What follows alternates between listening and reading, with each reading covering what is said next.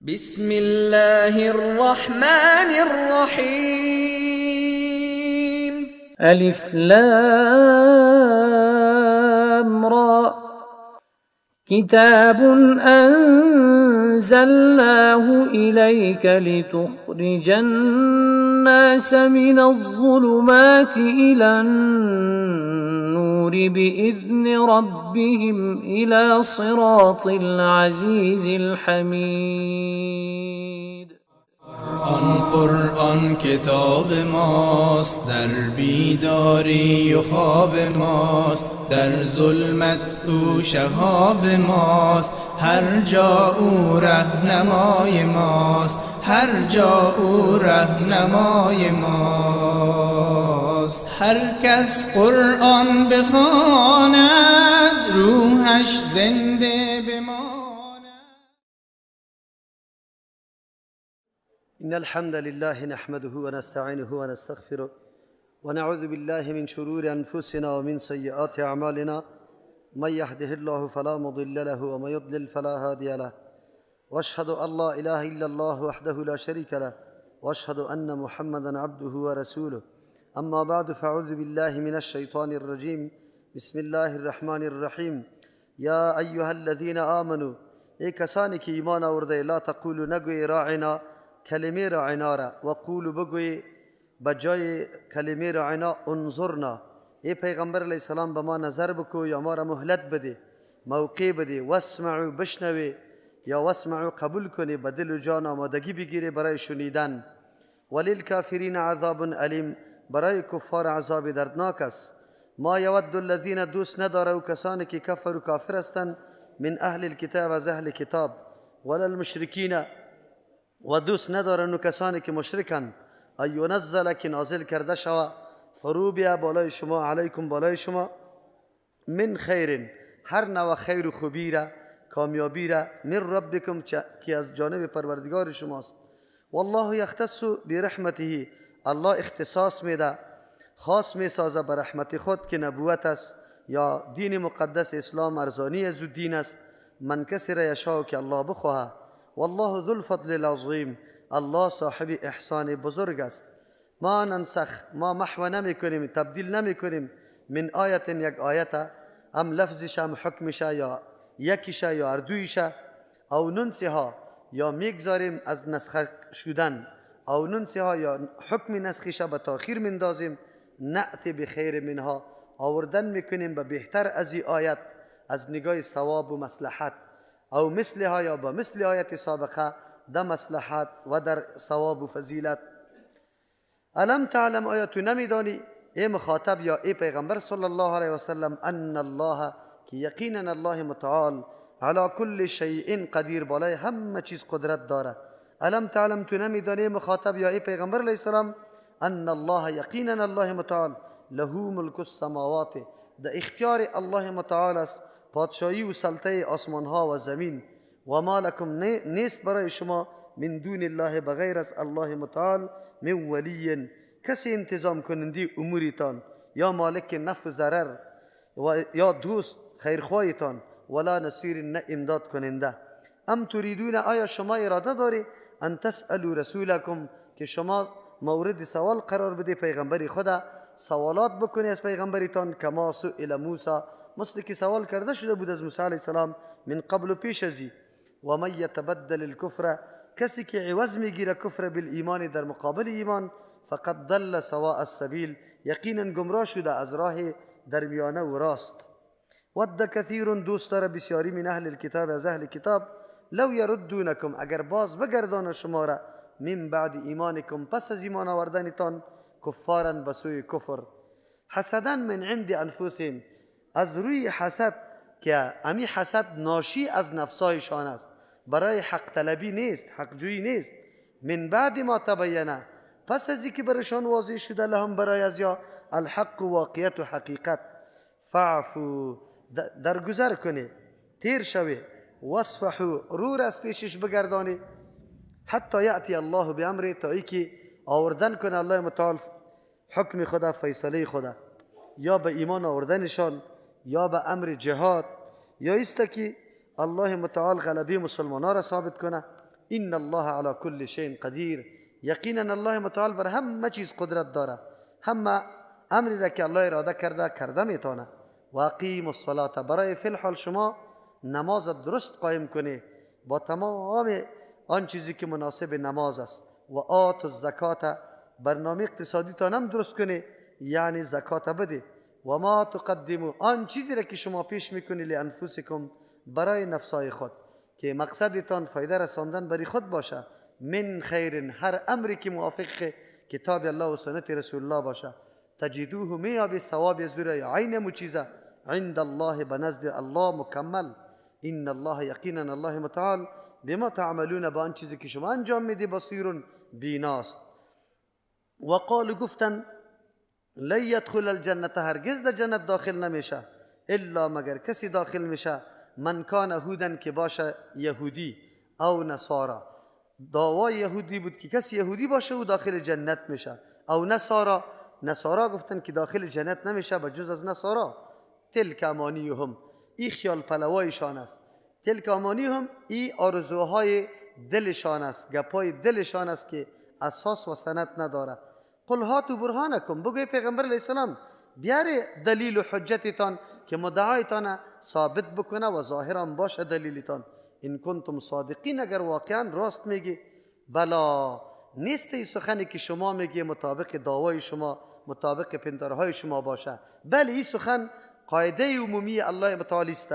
من اسلم، کسی که مکمل خدا منقاد و تابع کرده، وجهه، از ذات خدا یا روی خدا، و هو محسن، در حالی که او عملش مطابق سنت پیغمبر صلی الله علیه و سلم باشه، یعنی احسان کرده باشه، همه چیز به وجه درستش انجام داده باشه، فله اجره، به اینطور شخص پاداشش است، عند ربه، به نزد پروردگارش. ولا خوف علیهم، نیست ترس بالای این قسم مردما که این صفتها را داره. ولا هم یحزنون، و یا غمگین نیستن. و قالت الیهود، گفتن یهود لیست النصارى علی شیء، نیست نصارا با کدام دین معتبر قابل قدر، بلکه هیچ چیز نداره. و قالت النصارى، نصارا گفتن لیست الیهود علی شیء، نیست یهود بالای کدام دین معتبر قابل قبول، مدار قبول. و هم یتلون الکتاب، در حالی که یا خودشان کتابا را تلاوت میکنه که دینا اردویش حق بوده. کذالک قال الذین، مثل گفتاری از یا گفتن و کسانی که لا یعلمون، علمم نداشتن، امی بودن، مثل قولهم، با مثل گفتاری از یا، و گفتن که نه، شرک، دین شرک و بت پرستی خیلی خوب دین است. الله چی میفرماید؟ فالله یحکم بینهم، الله فیصله میکنه در بینشان، یوم القیامت، در روز قیامت، فی ما کانوا، در او مسائل و موضوعاتی که بودن، فی در او مسائل یختلفون، اختلاف میکردن، یکی دیگر رد میکردن. و من اظلم، کیست خیلی ظالم، ممن، از او کسی که منع میکنه مساجد الله، از مسجدای الله را. از چی چیز منع میکنه؟ ای یذکر فیها، که یاد کرده شوه نام الله درو، اسمه نام الله. و سعی، تلاش میکنه، کوشش میکنه، فی خرابها، در خرابی مساجد، مراکز. اولئک، ایتور مردما که مانع مساجد الله است، ما کان لهم، نیست برشان ایدخلوها، که داخل شوه، الا خائفین، مگر در حالی که شان و شوکت و هیبت مسجدها سرش باشه، یعنی در مسجد اینقدر به ادب و عزت داخل شوه. اولئک، مردمایی که مانع مسجد الله هستند و مساجد الله را تخریب کردن، یا مشرکین و یهود و نصاراست، ما کان لهم، نیست برشان ایدخلوها، که داخل شوه در مساجد مسلمانا، الا خائفین، مگر در حالی که ترسنده باشن، یعنی شان و شوکت مسلمانا باشه، به اجازه مسلمانا، بی اجازه مسلمان داخل شدن نتانه. لهم فی الدنیا، بری تر مردما در دنیا خزی، رسوایی است. و لهم فی الاخرة، برای زیاد در آخرت عذاب عظیم، عذاب خیلی بزرگ است.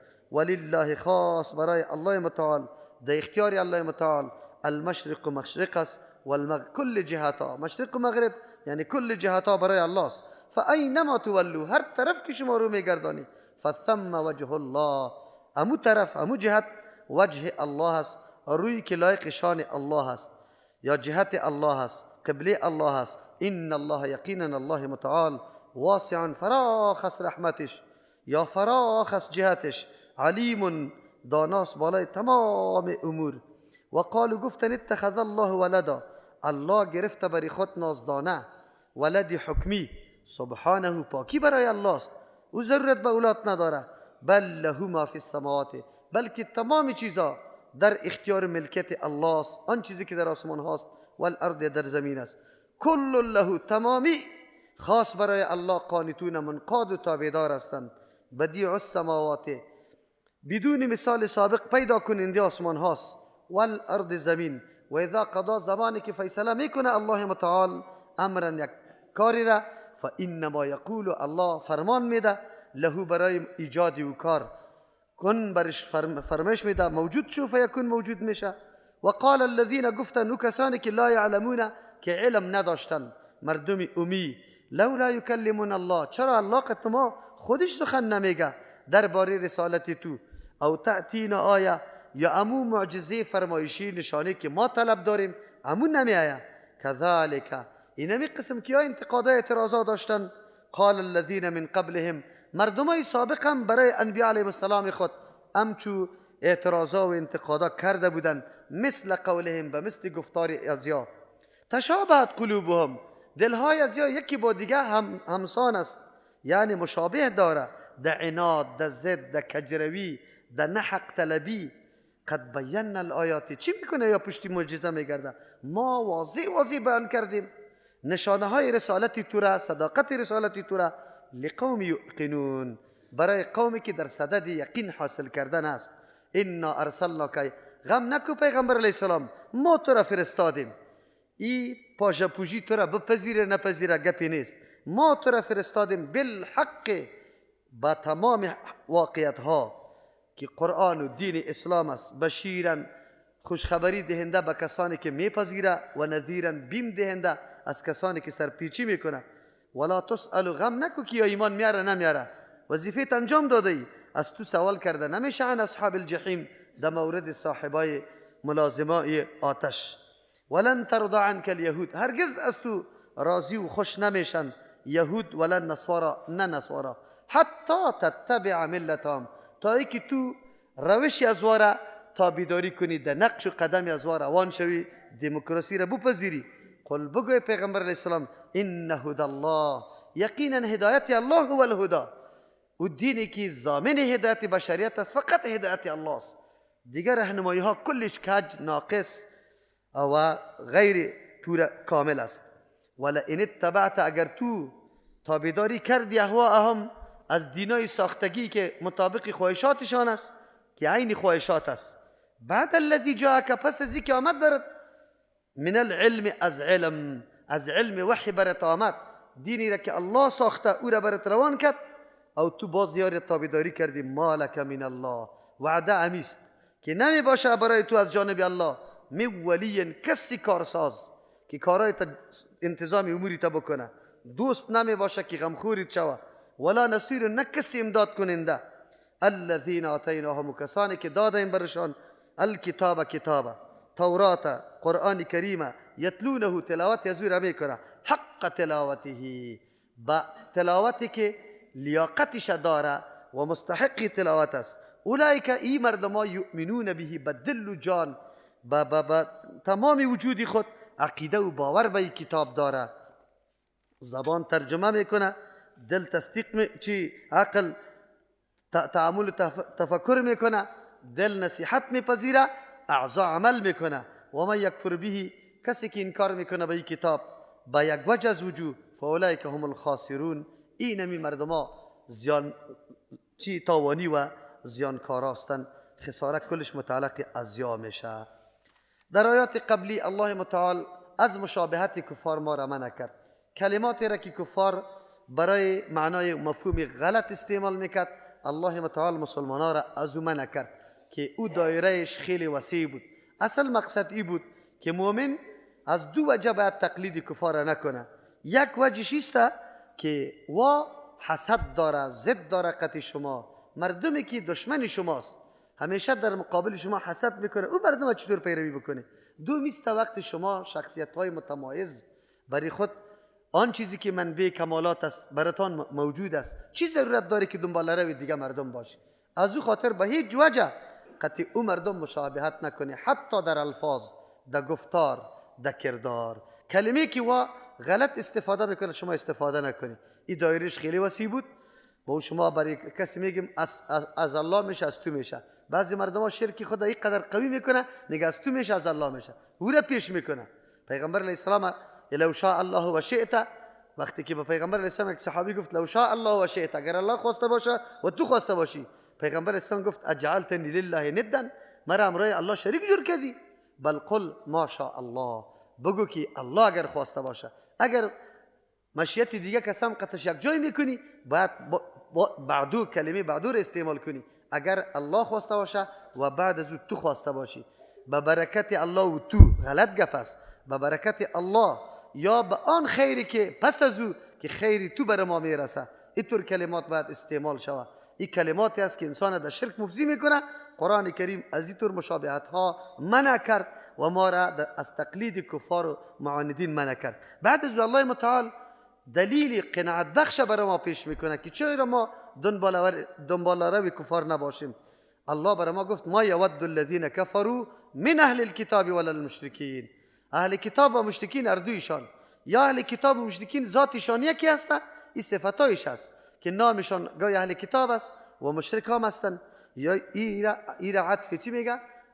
صفت میگه، یا به اعتبار ذات است. اهل کتاب هم مشرک هستند، لیکن چون که نام مشخصی دیگه اهل کتاب داره، از او خاطر دیگه غیر اهل کتاب دیگه مردم کفار و مشرک مشهور هستند. هر طایفه کفار خوش نداره راحت کامیابی عزتمندی مسلمانه، هیچگاه خوشداری از این نیست. تعجب گپ است.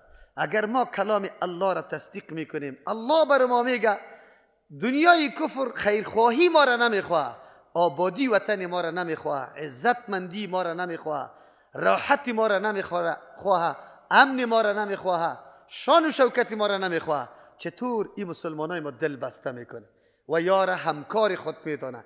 همکار نه، دوستای جگری خود میدانه. ما گپ الله را تصدیق کنیم یا گپ این مردمه؟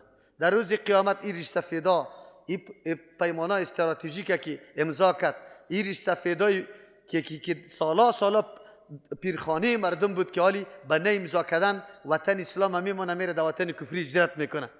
این مردم در روز قیامت به الله جواب میده. یا آیتای قرآن، یا آیتای قرآن چی میگه؟ و میگه دوست نداره، دوست حتی ایره دوست نداره که مسلمان عزت شان و شوکت داشته باشه. هیچگاه کافر برای ما دوست نمیشه. از او خاطر الله میگه یا دوست نداره، نه مشرکین نه یا ایو نزل علیکم من خیر. مراد از خیر نبوت بالای پیغمبر، ایره دوست نداشتن. و دین نظام واقعی که سعادت بخش است، ذریعه سعادت و نیکبختی ماست، ایره این مردم دوست نداره. از امو خاطر است شما باور به الله بکنید، اگر در یک مملکت نظام اسلام کمکی رو به تطبیق شود، باز میبینی که کفار در مقابلش قیام میکنه، دسیسه سازی میکنه. چرا؟ یا هویت و شخصیت مملکت کوچک که دو عدالت قایم شود امیر نمیبینه. چرا؟ دنیا بازی را مشاهده میکنه، کل دنیا میگه که ما اینمی قسم حکومت میخواهیم و امین نظام میخواهیم. چرا؟ هر شخص تلاش از این داره که راحت به عزت به امن زندگی بکنه.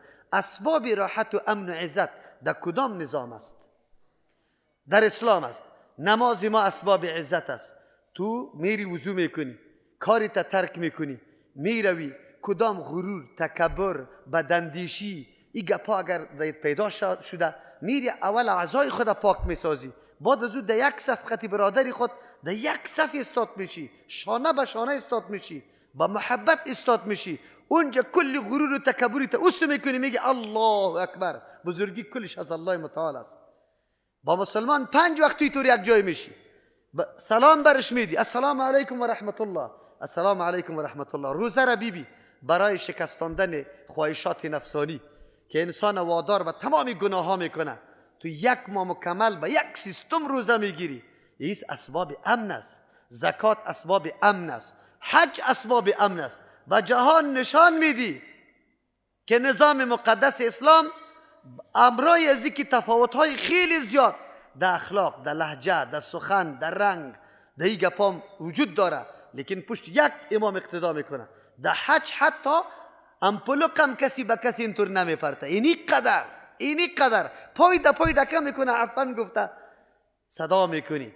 درس تربیتی و اخلاقی را در جهان میده که اسلامی طور نظام است. این نظام اسلام میگه.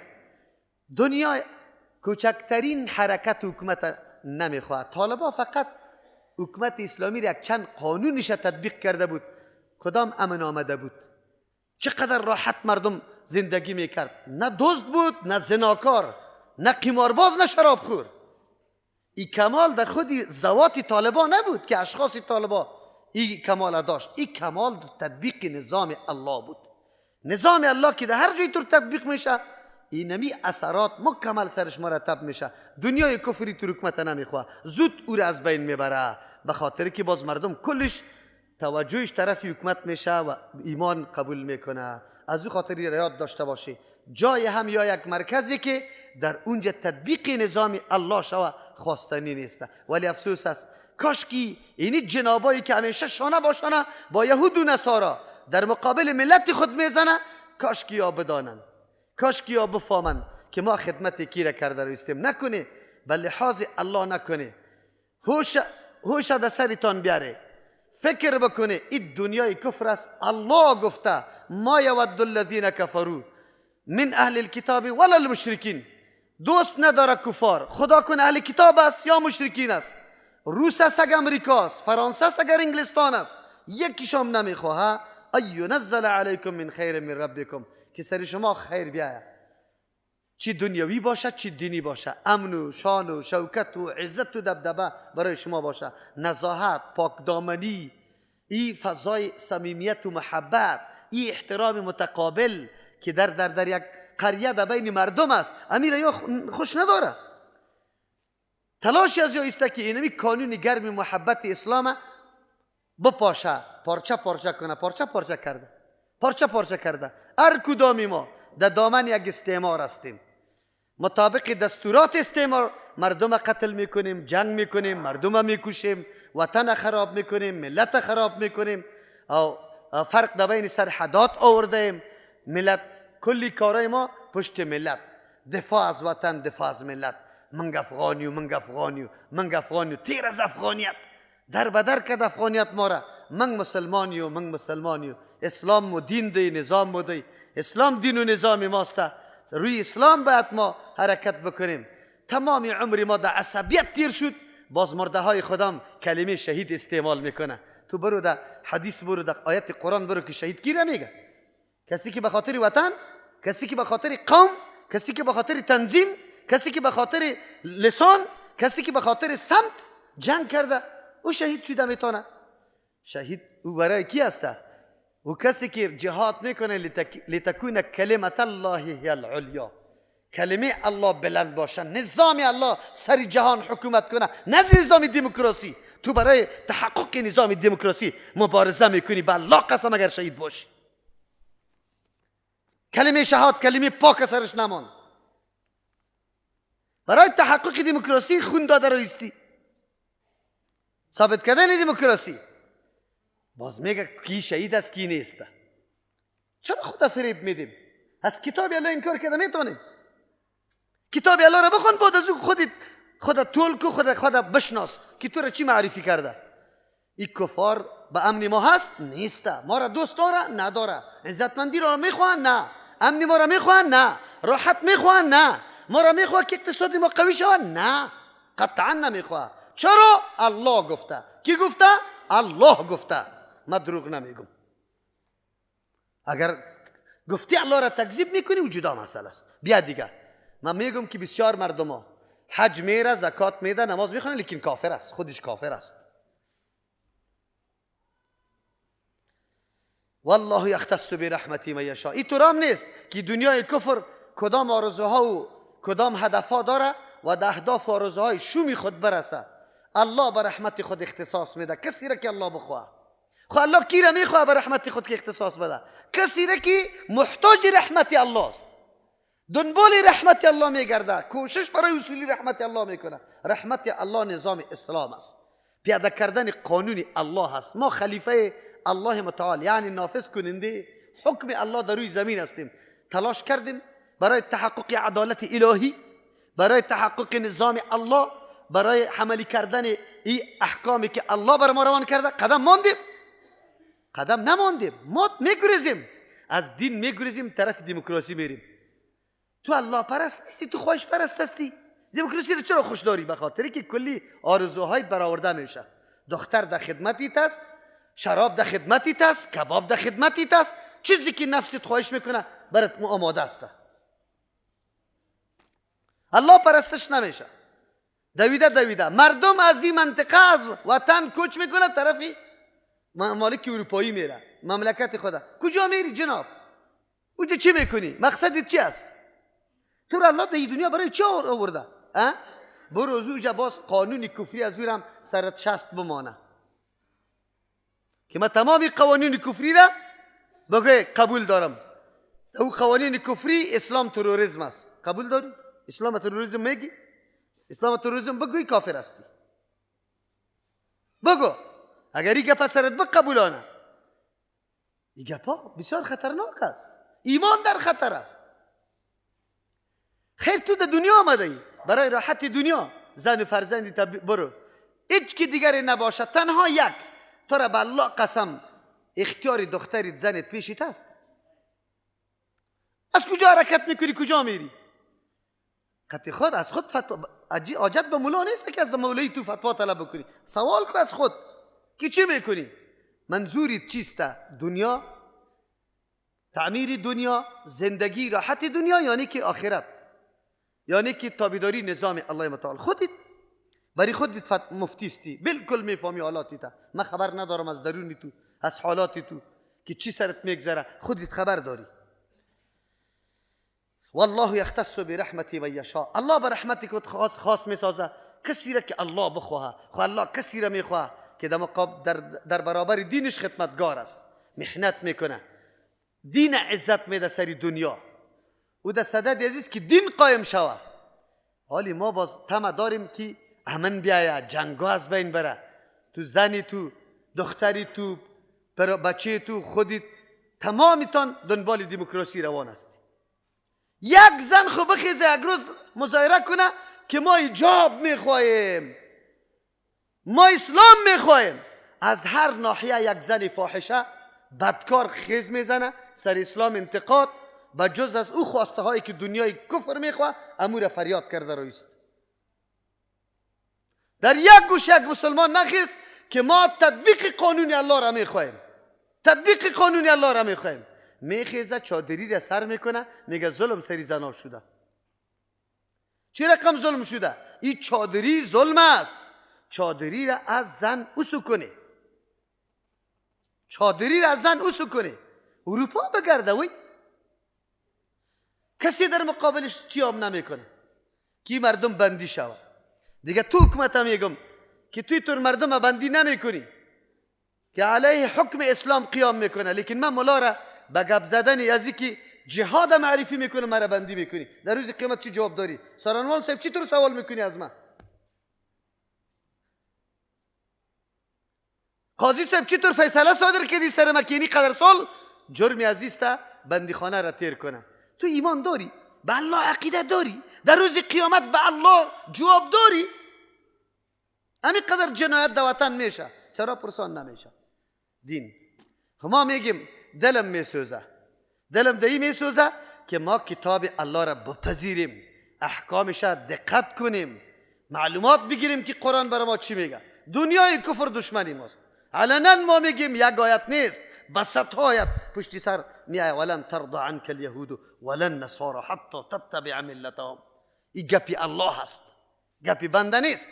اللهی که علیم است، اللهی که هدف و نیت و اراده همه چیز آگاه است. از خود نمیگیم ما چیزی را که کلامی الله گفته، کلامی الله گفته. والله ذو الفضل العظیم. الله صاحب احسان بزرگ است. اگر ما به دین خود محنت کردیم باز میبینی که وطن آباد میشه. آنه از همین دنیای کفر رابطه تا قطع بکو، تنها همین زراعت های وطن خدا بکنیم انشالله اینقدر فراوانی شوه، اینقدر امن شوه که به این سگا ما هیچ ضرورت نداشته باشیم، هیچ ضرورت نداشته باشیم. نمیکنه همون دریشیگه که از اون نمیپوشم، فابریکی سانی خود، فابریکی جنگلکی خود فعال میکنم، تافته را پوشیده را ایستم. چی میکنم که پتلونکای چسب چی را از اونجا وارد کرده به این قیمت ها، بوتای تیز نولک نمیپوشم. کدام کار است که نیسته؟ وطن کدام چیز نداره؟ بگوی. معدنیات ما تا حالی را ذخیره است. دمی قدر عمری دنیای کفر آمد، یک کاری عامل منفعه برای ما کرده که بنیاد داشته باشه. برق از ترکمنستان بخریم، در این قدر آبی افغانستان، هر منطقش بندی برق داره. ماشینای دیزلی را آوردن،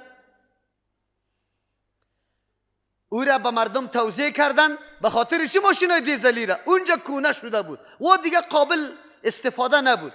به قیمت انگفت 3 چند سرت فروخت. ایجا تو را عادت به چی داد؟ سریالا و فیلم ها را ببینی. در و سرت فیلم سعی کرد، بچه تا عادت کرد، بعد از او ولی چلانده نمیتونه واره. حالی چی طور میکنه؟ او طرف طفلا گریان کرده رئیس که من فیلم ببینم. یک دانه بندی برق جور کرده، یک دشت آبیاری کرده، یک دانه معدن کشیده، یک دانه فابریکه کنی سابقه که در زمان حکومت‌های غیر اقتصادی بود امور پس فعال کرده. اسلحه‌ای که از روسا به خون گرفته بوده. ای مجاهد بی غیرت، من برای دمیال بی غیرت میگم، به الله قسم از ناموس کرده حیثیت زیاد داشت، تسلیم کردی. اسلحه که به خون خود گرفته بودی او را انفجار داد، سلاکورد کرد انفجار داد. اسلحه را چرا انفجار بودی؟ اسلحه است. من دفاع از وطن خود میکنم. من به اسلحه تو ضرورت ندارم. اسلحه که تو 4 فایر بکنه دیگه بند شوه. اسلحه روسی که 4 روز سرش فایر میکردی که هیچ بند نمیشد. ما کدام جنایت نکردیم؟ خدا کلان میترشاشی ما مجاهد هستیم. چی جهاد؟ آن چیزی که به خون جهاد گرفته بودی او را از پیشتان برد. روزی که این بدبختا خبیثا میبره، امو خانگه که تختهی خودم بر اعلان نمیکنه، او را هم در میده، او را هم ویران میکنه. همینطور است یا نیست؟ روسا خود آبادی است پیشش ماند. روسا خود تو را غنی کرده بود. اگر تو همون کل چیزا رو جمع میکردی باور بکن یک مملکت قطعت عالی مقابله نمیتونست. نه هند، نه ایران، نه پاکستان. شور خورده نمیتونست. و اسلحه‌ای که تو داشتی افغان دادی. کدام خیانت نیست که ندادی؟ نفروختی؟ سری پاکستان نفروختی؟ سری ایران نفروختی؟ استنگرا رو نفروختی؟ سلاح از کی بود؟ خود شما این جنایت ها را در پیش میاری یا نه؟ یک روز در پیش الله رفته نیستی. این جنایت که سری ملت میآید، این ظلما، این دربدری ها، آباد کنی برای خود بلدنگاره. والله ذو الفضل العظیم. اگر به 2 صفت الله ما عقیده داشته باشیم، الله صاحب احسان بزرگ است. الله احسان بزرگ داره. خو احسان سری کی میکنه؟ سری ملت غیرتمند، سری دین الله، سری اون ملت الله احسان میکنه. نه مسلم آواری از یک بر قدرت قطعی از او جنگ کنیم، ایره باداری خود مقرر کنیم، ایره باداری خود مقرر کنیم.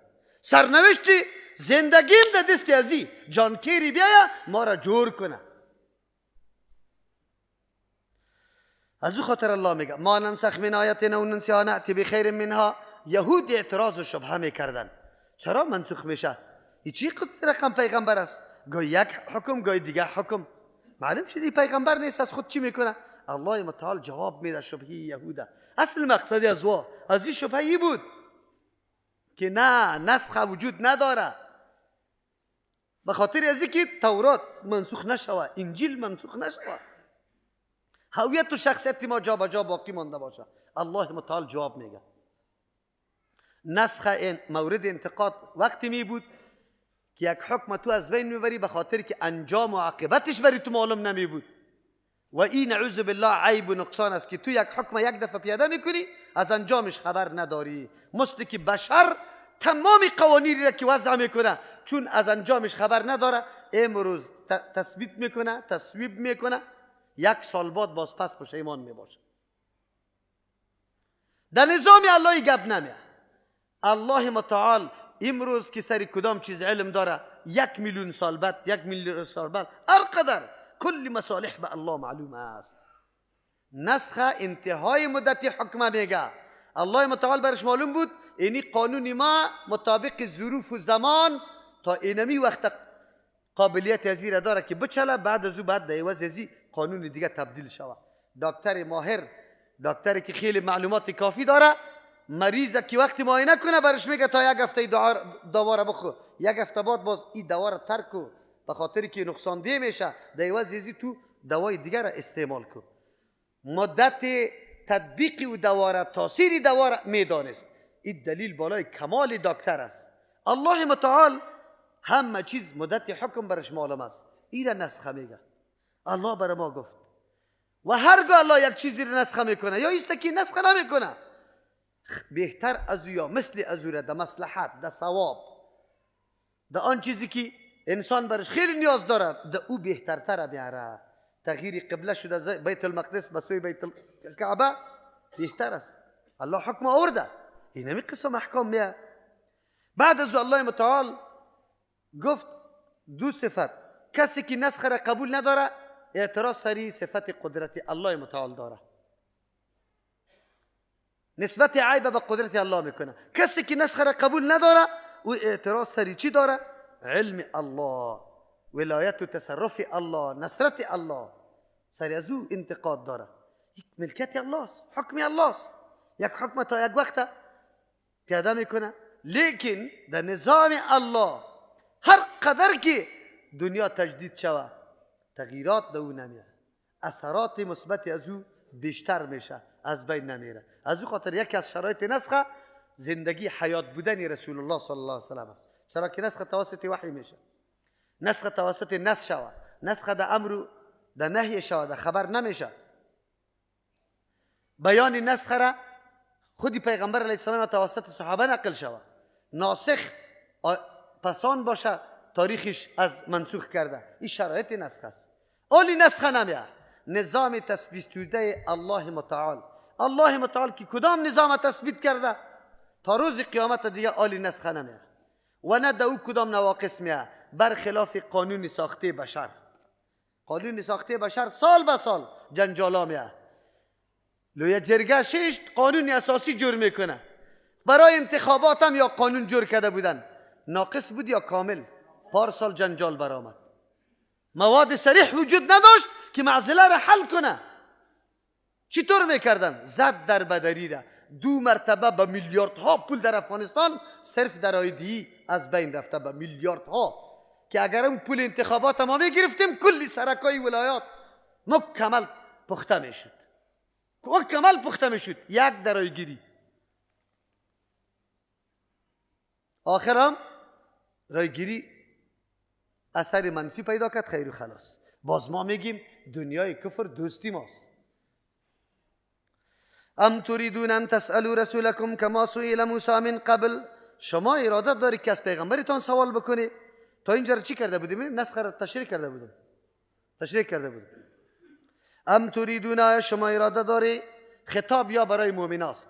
الله متعال مؤمنا را تنبیه میده، آگاه میسازه، ادب نشان میده. وقتی قیمتی رسول الله صلی الله علیه و سلم ضایع نکنی، وقت ضایع نکنی. سری قدری وقت کسی میفهمه که بسیار مصروف باشه. در بس اوقاتی طور حالت میشه که حتی جواب دادن تلفن سر آدم سختی میکنه. همین قدر وقت آدم نمی داشته باشه. رسول الله صلی الله علیه وسلم که شؤون مختلف از امور داشت.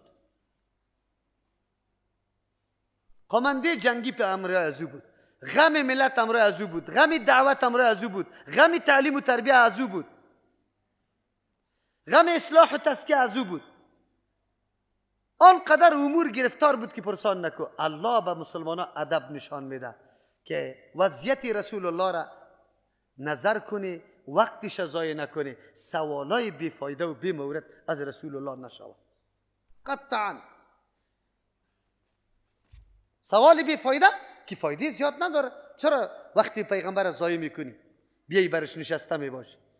شما باور به الله بکنی، بعضی مردم او بیچاره شاید نیت خوب می داشته باشه، میاد تو را از خو میکشه، میشینه گپایی از کوکو را نقل میکنه، هیچ کدام مطلب نمی داشته باشه. گاهی سوالای بی سر و پا را کرده رو ایسته، نمیگه که نمی وقتی چی است، امی کدام وقت است که من سوال بکنم یا نه. در وقتی که من در خطبه روان هستم تلفن میکنه، پرسان از چی میکنه؟ شماره فلانی را کار دارم. او مردکه تو یک کمی عقل داری نداری؟ ما در کجا شماره مردم ما از کجا برات پیدا کرده بری؟ تاسف است. این بسیار یک آدابی بزرگ است. باز زنگ زدی حتما مصروف است. 3 مرتبه زنگ تیر کرد بالا نکرد بفهمی که مصروف است.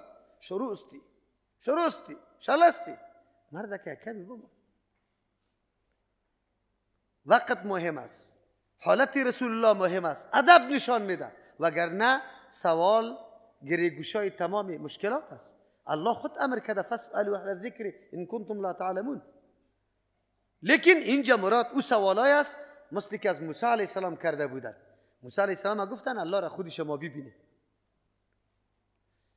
یک صحابی از پیغمبر علیه السلام سوال میکنه این ابی؟ پیغمبر علیه السلام میگه ابوک فی النار. آلی دیگه خفه شده، پوندیده. چرا سوال میکنی بی مورد؟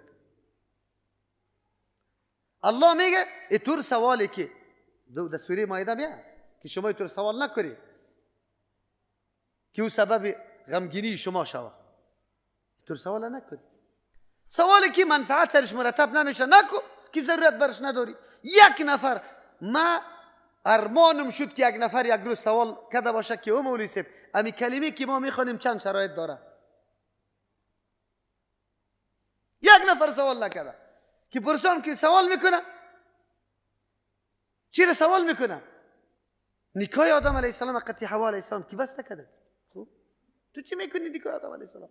این دو جرفت، این غمی از او قطعت است، تو را چی میکنی؟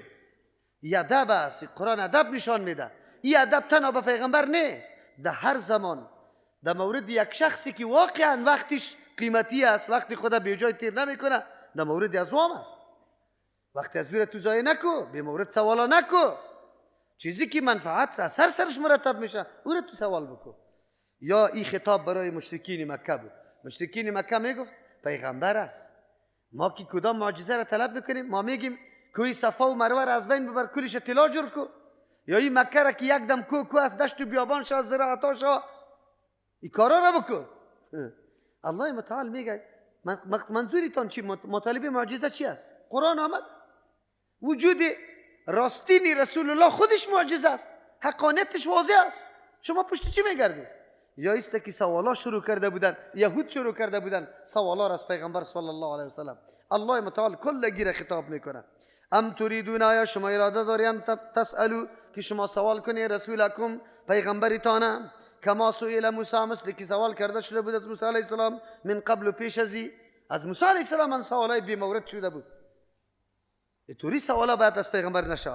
و من یتبدل الکفر بالایمان، کسی که عوض میگیره کفر در مقابل ایمان.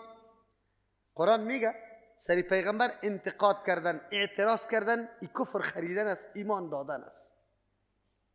انتقاد و اعتراض سری پیغمبر، سری رسالت پیغمبر کفر است.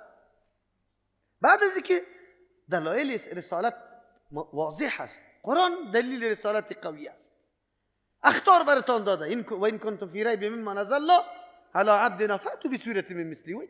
بیار دیا ما ارده نمیتونه باز علیده انتقاد میکنی. یک و من یتبدل الکفر، کسی که عوض میگیره کفر بالایمان در مقابل ایمان، فقد ضل سواء السبیل، این آدم از راه وسط، از راه درست و برابر گمراه شده، خطا شده.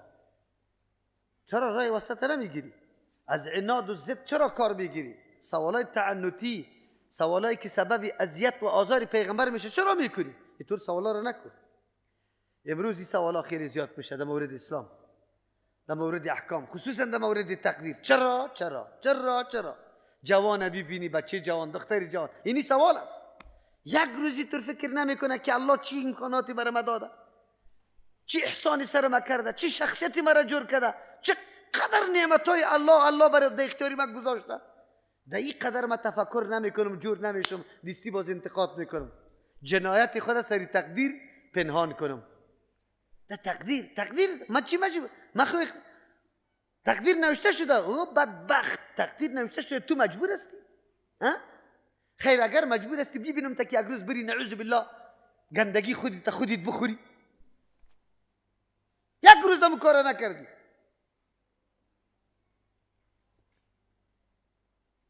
این انتقادا را کرده رو ایستد. این تبدیل کردن چیست؟ ایمان. کفر میخری ایمان نمیدی. الله در وجود فطرتی تو امی گپ مانده که تو باید مؤمن باشی، یقین کنی، ما حولت تفکر بکنی، تأمل بکنی، الله را بشناسی، از صفاتایش، از نعمتایش. در خود در وجود خود یک کمی سر تفکریت پایین کو، یک دفعه نظر بکو که تو کیستی، کدام شخصیت هستی، وجودی تصحیح کو که الله از چی چیز جور کرده، چه قسم جور کرده. ود کثیر من اهل الكتاب لو یردونکم. اونجا خو یک خیرم نمیخواست که سر شما بیاید نازل شود. حالی چی میگه الله؟ ود کثیر من اهل الكتاب، دوست داره بسیاری از اهل کتاب. معلوم میشه بعضی اهل کتاب کسایی است که منصف است، به حقانیت دین پی برده، اسلام هم آورده، مثل عبدالله ابن سلام پادشاه نجاشی. اینی قسم مردم ها دوست داره بسیاری از اهل کتاب لو یردونکم، اگر باز بگردان شما را، من بعد ایمانکم، پس از ایمان آوردن شما، کفارن به سوی کفر. تلاششان هم این خاطر است که شما پس کافر شوی. شبهه ها را ایراد میکنه، اعتراضا و انتقادا میکنه، تو را شکی میسازه در مورد دینت. والا عجیب پیغمبر است. حالی قدر بابا و اجدادی ما که در این طرف نماز خوانده بود. این شیوه یهود است.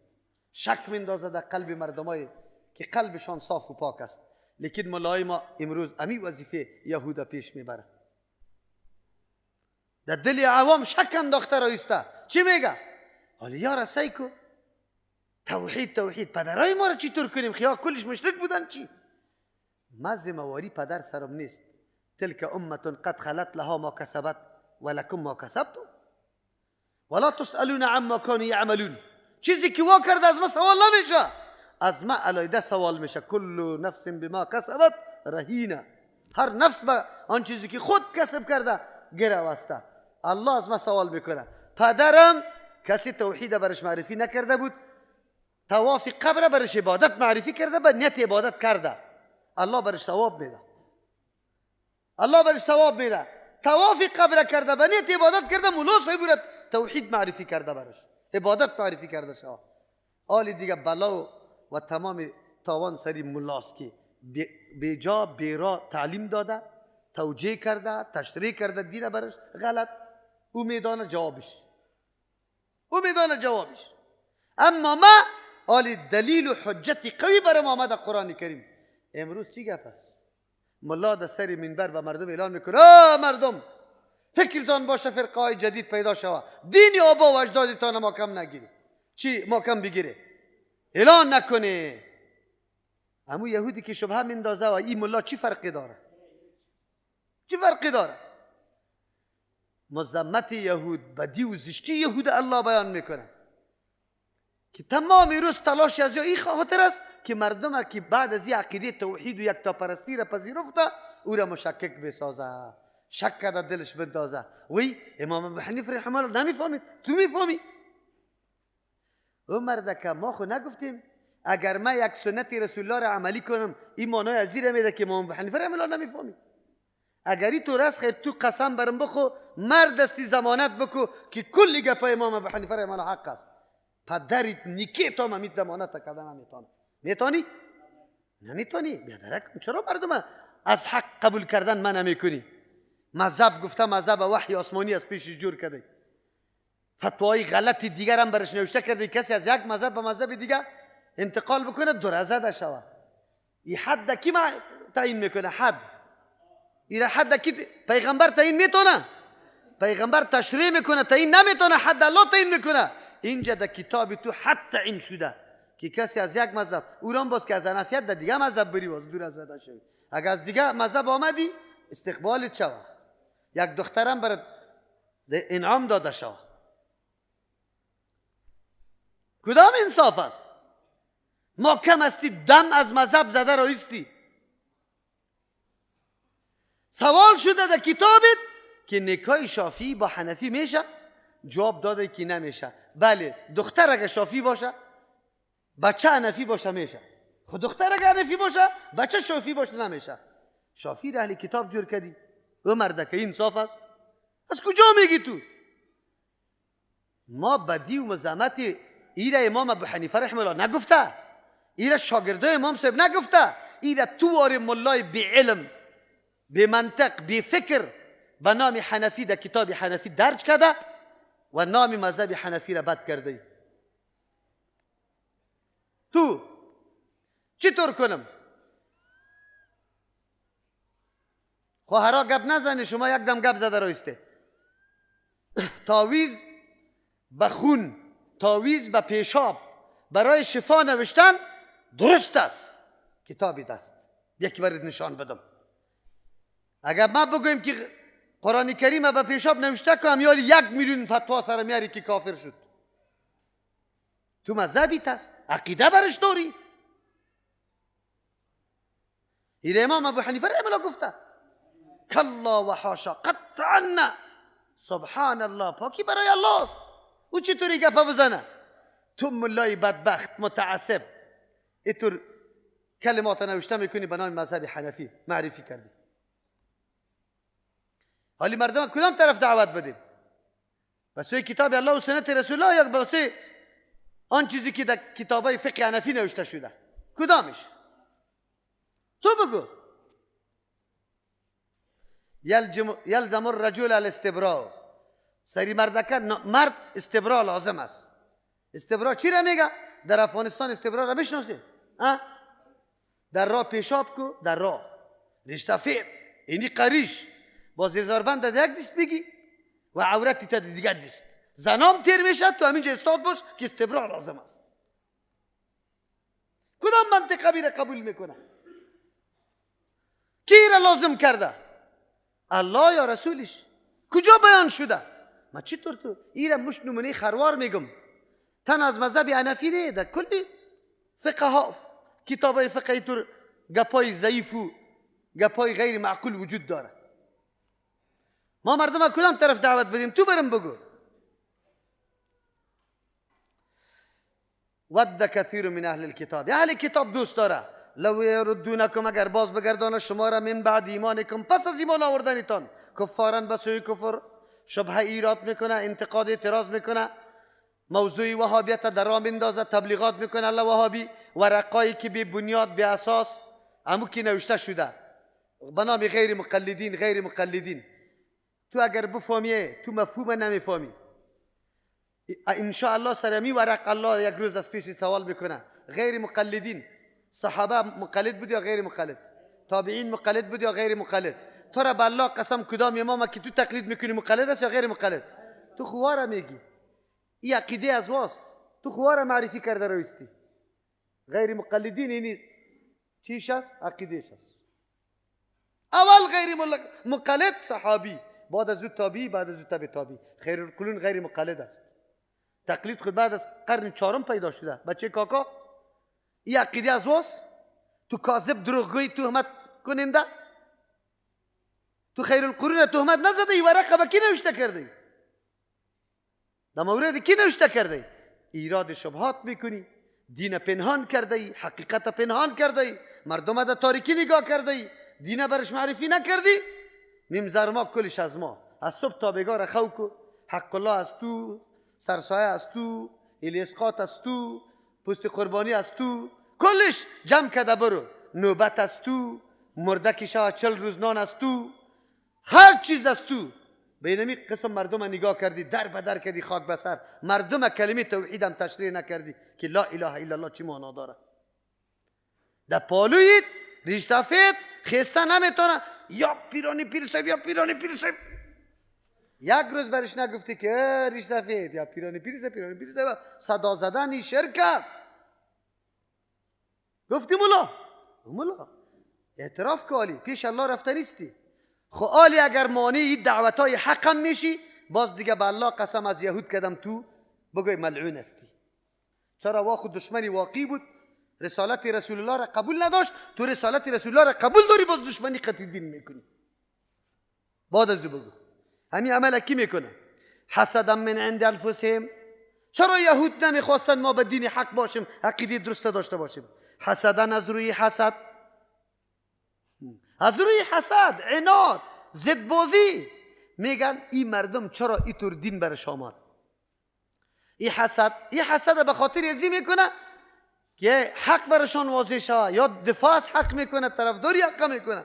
نه، حسدا من عند انفسهم، حسدی که ناشی از خباثت نفسشان است، نه برای طرفداری حق حسد میکنه.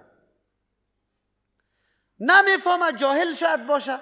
نه، من بعد ما تبینه، پس از اینکه واضح شده لهم برشان الحق و حق. امیالی ما علمای داریم به الله قسم چشمی روز واری برش معلوم است که همین دعوت کدام دعوت است، دعوتی واقعی و حق است یا نیست. لیکن حسد داره، تبلیغات میکنه. وقتی که از پیش سوال میشه که چی طور است، این وقتش نیست، یهود و نصارا آمده این وقتش نیست. دیگه گپ زدن نمیتونه. چی میگه؟ یهود و نصارا آمده این وقتش نیست. یهود و نصارا تنها به ما آمده، به تو ما آمده. تو چی کردی؟ این وقتش نیست. دیگه چیز گفته نمیتونی بگی این وقتش نیست. همین وقتی عملی کردن سنت رسول الله کی است؟ شما بگوی مردم، سنت رسول الله را کی عملی کنیم؟ این وقتش نیست. همین سنت های پیغمبر در وقت صحابه عملی نمیکرد؟ یعنی فقط میگفت نه ما جنگ با کفار داریم، هیچ سنت نه ریش میمانیم، نه به طریقی پیغمبر نان میخوریم، نه رفع الیدین میکنیم، نه فقط فرایض ادا میکنیم، خیر و خلاص. چی رقم بود؟ عملی کردن سنت رسول الله هر وقت است. مردم چرا این مفکوره را در مردم پیش کرده رایسته؟ موضوع حرمت شراب که در مورد مسائل چی است؟ بگوی مسائل خوردن و نوشیدن است. او را میگیره اصل جور میکنه، دیگه احکام سرش چی میکنه؟ یعنی آلی اگر یک آدم شرک میکنه پروا نداره. چرا؟ این مردما نوکیست. مردما چی است؟ شما نمیفهمی، شما را جدید الاسلام مینامه این مردم. خو مثل که نه مسلمان آورده، حالا که بابا و اجدادتان در اسلام تیر کرده. این مردم میگن یا نوکی هست، شما را نوکی میگه. خب نورستانی هست چی؟ جدید اسلام آورده. فعفو واصفحوا. بله، الله متعال در این موقع برش میگه فعفو، درگذر کنی، واصفحوا، روی از پیشش بگردانی، تیر شوی از این چی از یا، و شما روی از پیشش بگردانی. چند معنا داره در فعفو واصفحوا.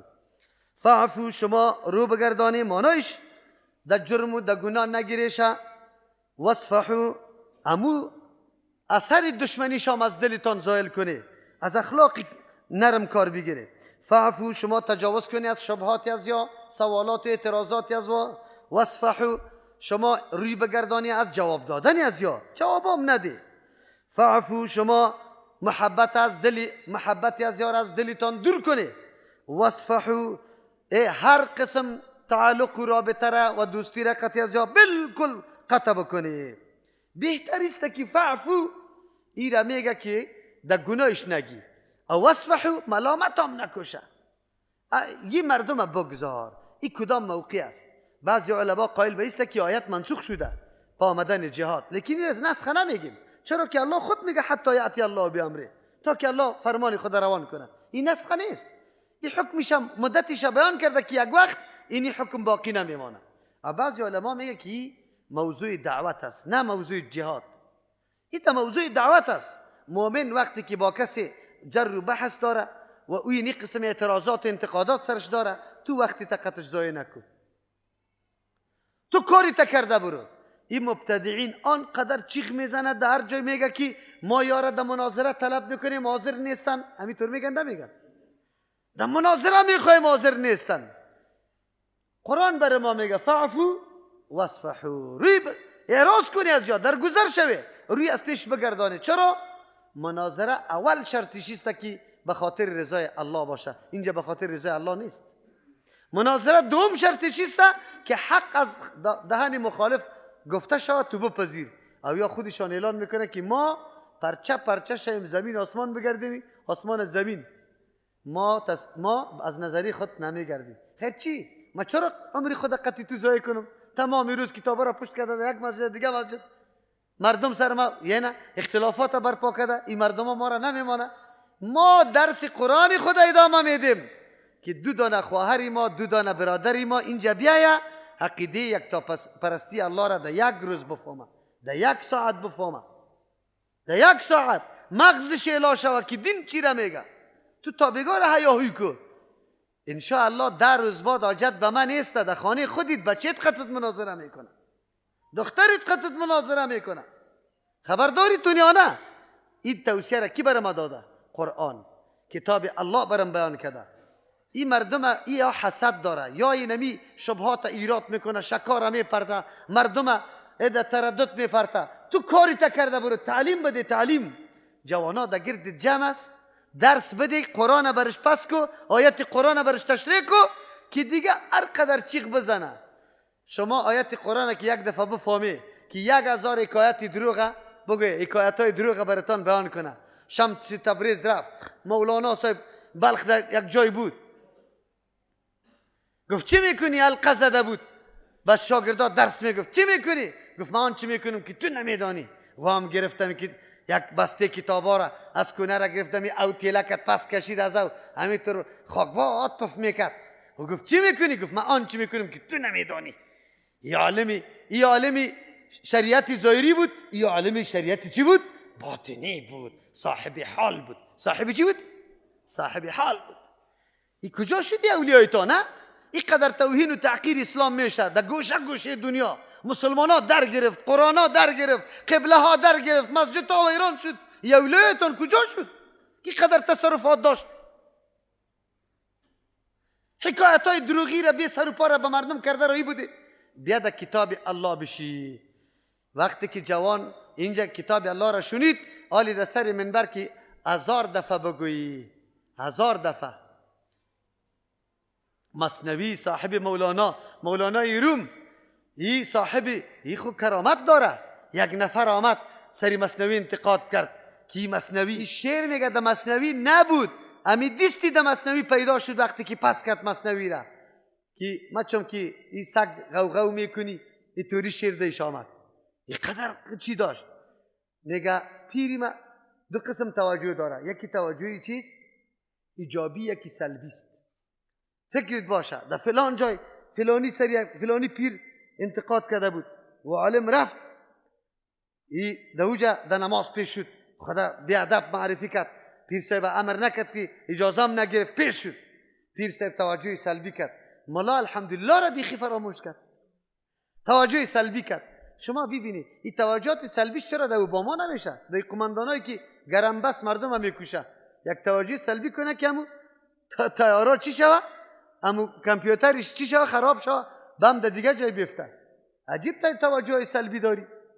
تعجب گپ است. مردم بیچاره ساده نمیفهمه، در سری منبر این گپا را میگه، مردم برش نشسته است، نه سفید چی است؟ لنگیا. عجیب است. الله رحم بکنه. فاعفو واصفحوا، روی بگردانی، به گناه نگیری شو، واصفحوا، روی بگردانی از پیشان، ملامت هم نکنی. حتی یأتی الله، تا ای که آوردن کنه الله متعال بی امرهی، به فرمانی خود. یعنی الله امر جهاد بده، باز شما قطش مقابله بکنی. همو طورم شد. بنو قریظه، بنو نذیر مدینه منوره جای باششان باقی نمان. بنو قریظه کل از بین رفت، بنو نذیر جلاوطن شد. یا حتی آیاتی الله، تا ای که آوردن کنه الله بی امرهی، به فرمان خود.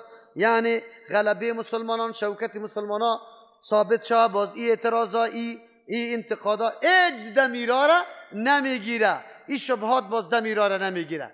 غلبه آمد.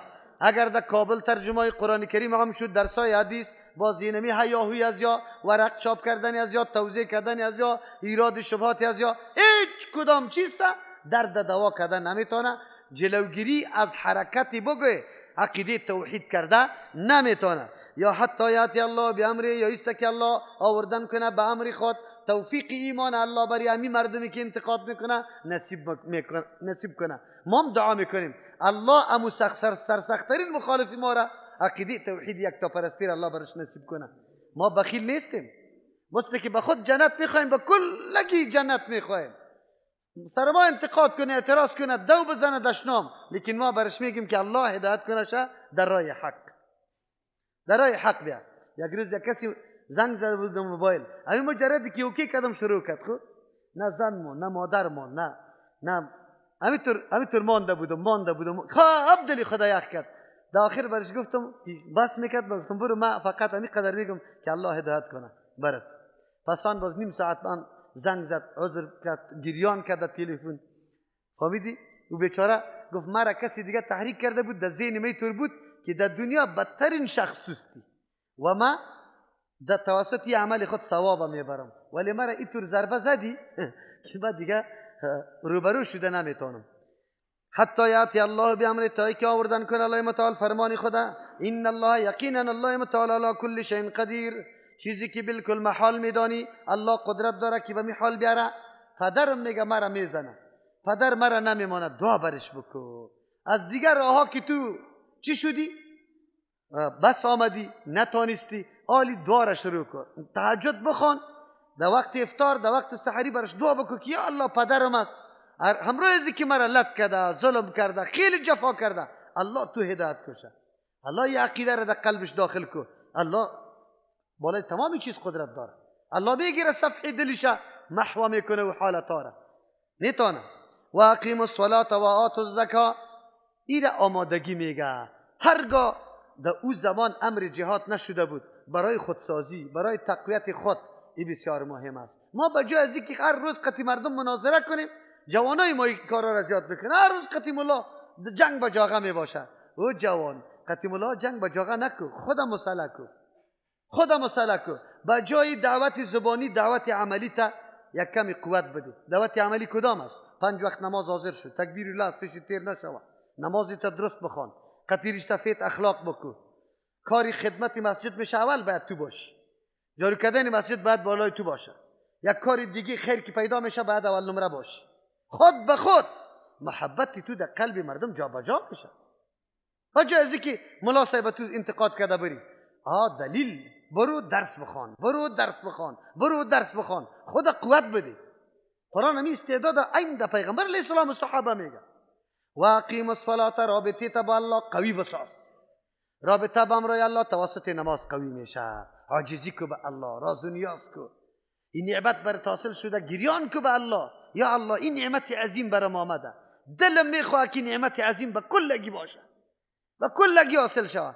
به کلگی کی حاصل میشه؟ که تو دروازه صدی را به خود جور نکنی، کینه قطش نگیری، نعوذ بالله بغض قطش نگیری، دروازه را الا بگذاری، قطش رفت آمد کو، ملایمت کو. وی ریش سفید، یک ریش سفید از خیلی قط مازد است، ریش سفید قط یک شیریخ ملم کده میتونی از دستکش بگی بابا جان تو بیا که امروز اینجا اینجا میریم، تو بیا یک شیریخ بخوریم همینجا، امروز شیریخ بده، سبا یک دانه چاکلیت از جیب بکش، شیخ صاحب باری یک دانه چاکلیت برش بده، او طرف میره پای پوشش برابر کن، خیر است. همین قدر چاپلوسی را به خاطر رضای الله بکن. کی باباگک سبا روز بگوی سری ملا بخیزه، بگوی که اصل مسلمان همیست، تو بد هستی، اونطوری کنه. ما قبل از اینکه خدا این قدر مغرور میدانیم که یک جنتی ماستیم، کلگی دیگه دوزخی است، سوتر را گرفتیم کلگی را زده رو ایستیم، اینطور نمیشه. دعوت عملی. و اقیم الصلاة، نماز قائم کنی، لحاظ تمام مناسبات ملایمات نماز کلش در نظر بگی، در وقت و وعده. کلا هست تو سرلوچ نماز میخوانی، کرتیت هست تو میری کرتیت هم نمیپوشی، نیم قوله زفیرانی گک در جانی تست استاد میشی که میشه. کی میگه کی نمیشه؟ ایره دیگر روز برش یاد بده که نماز میشه، امروز برش این کارهای تنکو قطی بوتا چپلق استاد میشی، میشه، من میگم میشه، ایره دیگر روز برش یاد بده. آلی حلیت برابر کو، وضعیت سم کو که او طرف بپذیره. تو پیش از پیش دیگه شروع کردی با پوینت های منفی، در پیش روش در جراب مسیح تا کش کده رویستی، او را که کش کردی خلاص دیگه، او دیگه میگه که خطی مردم یا سری جراب مسیح میکنه، و بیچاره چی خبر داره؟ 20 رکات تراویح است، 8 رکات تو فرد میبروی. او برادر عبادت خوش نداری؟ یا اولش قطع شریک نشو که شریک شدی، چرا در مابین میبری؟ خیلی که تو برآمدی ملا صاحب چی میگه؟ میگه سعی کو یا 12 رکات تراویح را قبول نداره. معنای ازی چی است؟ یعنی 20 رکات نماز است، یا آدم 8 قبول داره، 12 قبول نداره. نماز پیشین چند رکات است؟ 10 رکات. اگر یک آدم بگه که من 4 قبول دارم 6 نه، این مردم چی میگه؟ کافر میگه. خود تو رو از همون خاطر ولی کافر میگه. میگه 12 رکعت تراویح رو قبول نداره، 8 قبول داره. او چی میفهمه که این نماز نفل است؟ از مقداری کم شروع میشه در مقداری زیاد ختم میشه. ما اگر خود متوجه شویم اول پوینت های منفی در خودی ماست که سبب چی میشه؟ خشونت مردم، سبب بدبینی مردم میشه. ما هیچگاه دعوت عملی را مقدم نکردیم از دعوت لفظی، از دعوت زبانی کرده. تو دعوت عملی تا پیش کو، بعد از او ان شاء الله دعوت زبانی بالکل مؤثر است. قرآن همین دستور میده و اقیم الصلاة، نماز قائم کنی، و آتوا الزکات، با مخلوق الله رابطه تا قوی کو، با مخلوق الله توسط برنامه زکات.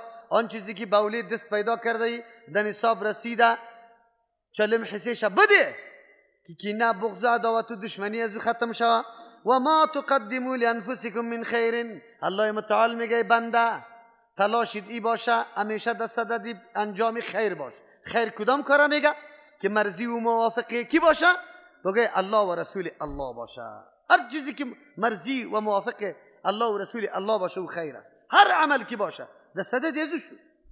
و ما تقدموا، آن چیزی را که شما پیش میفرستی برای نفسایتان، لانفسکم، برای دیگه کسانی، برای خود عمل انجام میدی. تلاوت میکنی، نماز میخوانی، روزه میگیری، کی برش محتاج است؟ خود ما محتاج هستیم.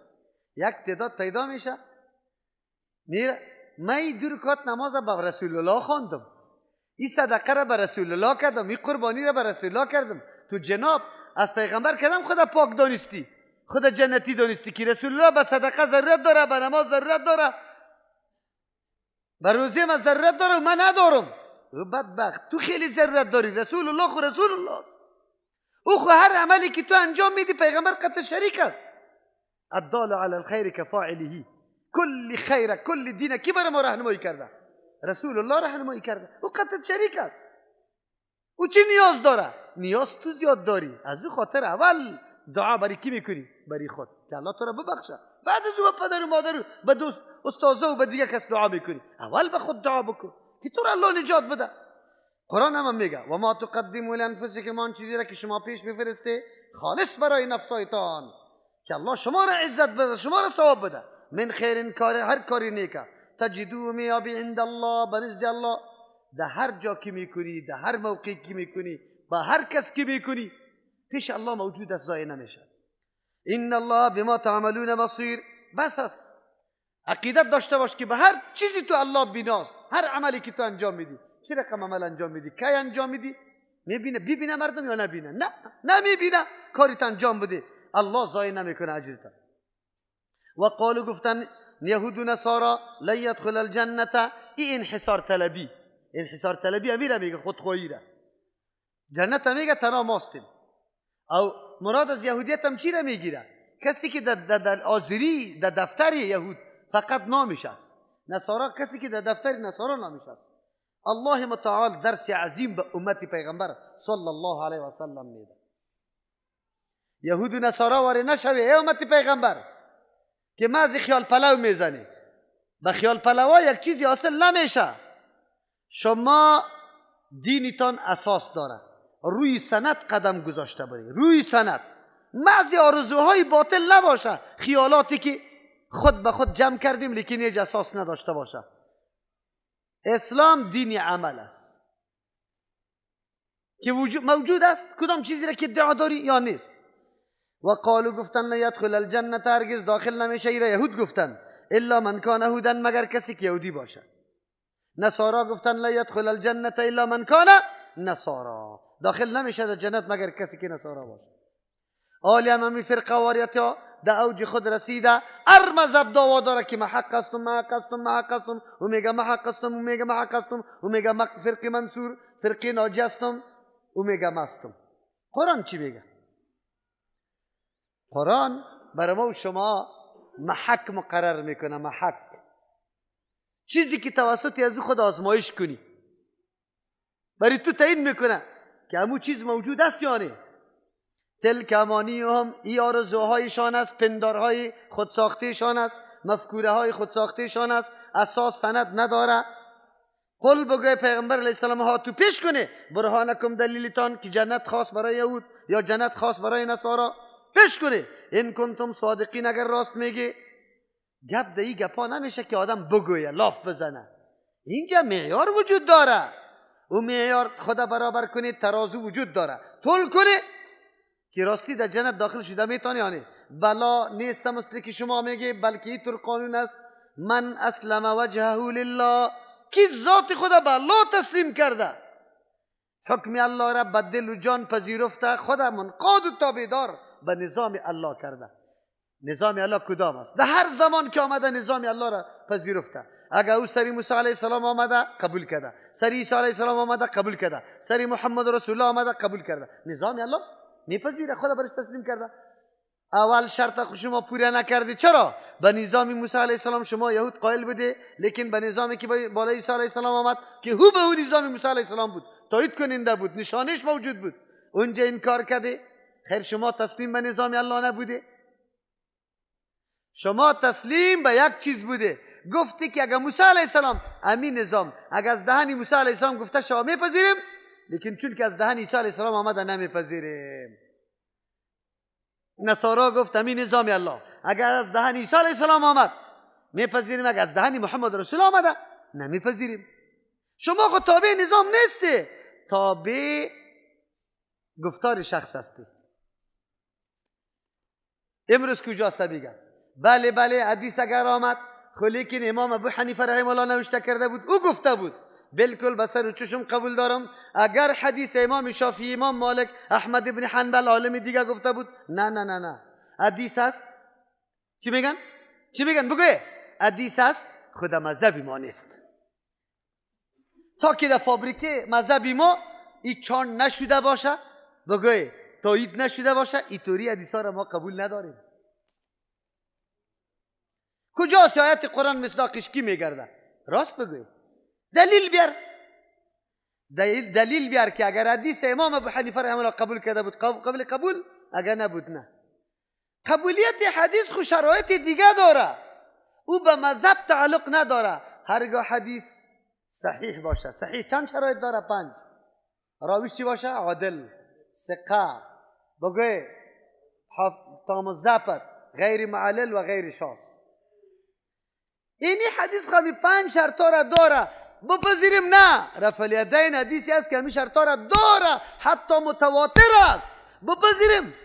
نه نمیپذیریم، حدیث است، خود مذهب نیست. باز دعوا میکنی که جنتی فقط کی است؟ حنفی. جنتی کی است؟ شافعی، مالکی، حنبلی. بیا تو تابع نظام الله است یا تابع یک شخص؟ کدامش است؟ بلا من اسلم وجهه، کسی که تسلیم ذات خودت تسلیم کرده یا روی خودت تسلیم کرده به الله، منقاد و تابعدار نظام الله است. و هو محسنان، در حالی که مکمل موافق طریقی رسول الله عمل انجام میده، عملش خالص به الله است، لیکن مطابق نقشه رسول الله. این طور آدم لاف بزنه حق داره، حق داره که لاف بزنه. چرا؟ الله خبر داده فله، بینمی شخص که عملش خالص برای الله است، خدا تسلیم نظام الله کرده و امی تسلیمی هم به نقشه کیست؟ رسول الله. فله اجره عند ربی، این طور آدم لاف بزنه بالکل الله خبر داده اجرش هست عند ربی، فلا ولا خوف علیهم ولا هم یحزنون، نه ترس سرش، نه غمگین. این را تشریح میکنم که شما خب باز درک بکنی حقیقتا، چرا که این موضوع بسیار داغ می باشه. مولیسی متاکر خب ترجمه میکنه، لیکن سری حنفی ها لگیاسته، سری حنفی ها لگیاسته. ما میگیم این ملت واضح شود اینجا مذهبی حنفی است. ما ایمانا را نداره که ما خطاهای چیست مذهب امام شافعی یا خطاهای مذهب امام مالک رحمه الله یا خطاهای مذهب امام احمد بن حنبل وارا قبول داریم، اونم ما رد میکنیم هزار کس کی باشه. و اینجا ملت ما به نام حنفیت است و با ملت ما حنفیت دیگه قسم تصور شده، دیگه قسم معرفی شده. چرا؟ به نظر مردم کل دین در مذهب حنفی است. به مذهب مردم حنفی عمل کردن سری وحی آسمانی عمل کردن است، این دیگر را خلاص. ما میگیم نه، وحی آسمانی ما سوای عزیزته، وحی آسمانی بری خود مستقل است، او تابع کدام مذهب نظریه یک مجتهد نیست، او مستقل است، مستقل. نظر عالم قابل قدر است زمانی که موافق با او نظام باشه. اونو اگر موافق بود او قابل قدر است، که موافق نباشه قابل قدر نیست. دین نمیره میگه، قرآن بر ما میگه، الله بر ما توصیه کرد، امتی پیغمبر علیه السلام تنبیه داد. یهود و نصارا انحصار طلبی میکنه، جنت در تکی خود میگیره، لیکن به خیالات، با رزوها، با پندارها، اساس و سند نداره. حالان که در اینطور امور سند بکار است، دلیل بکار است و یا نداره.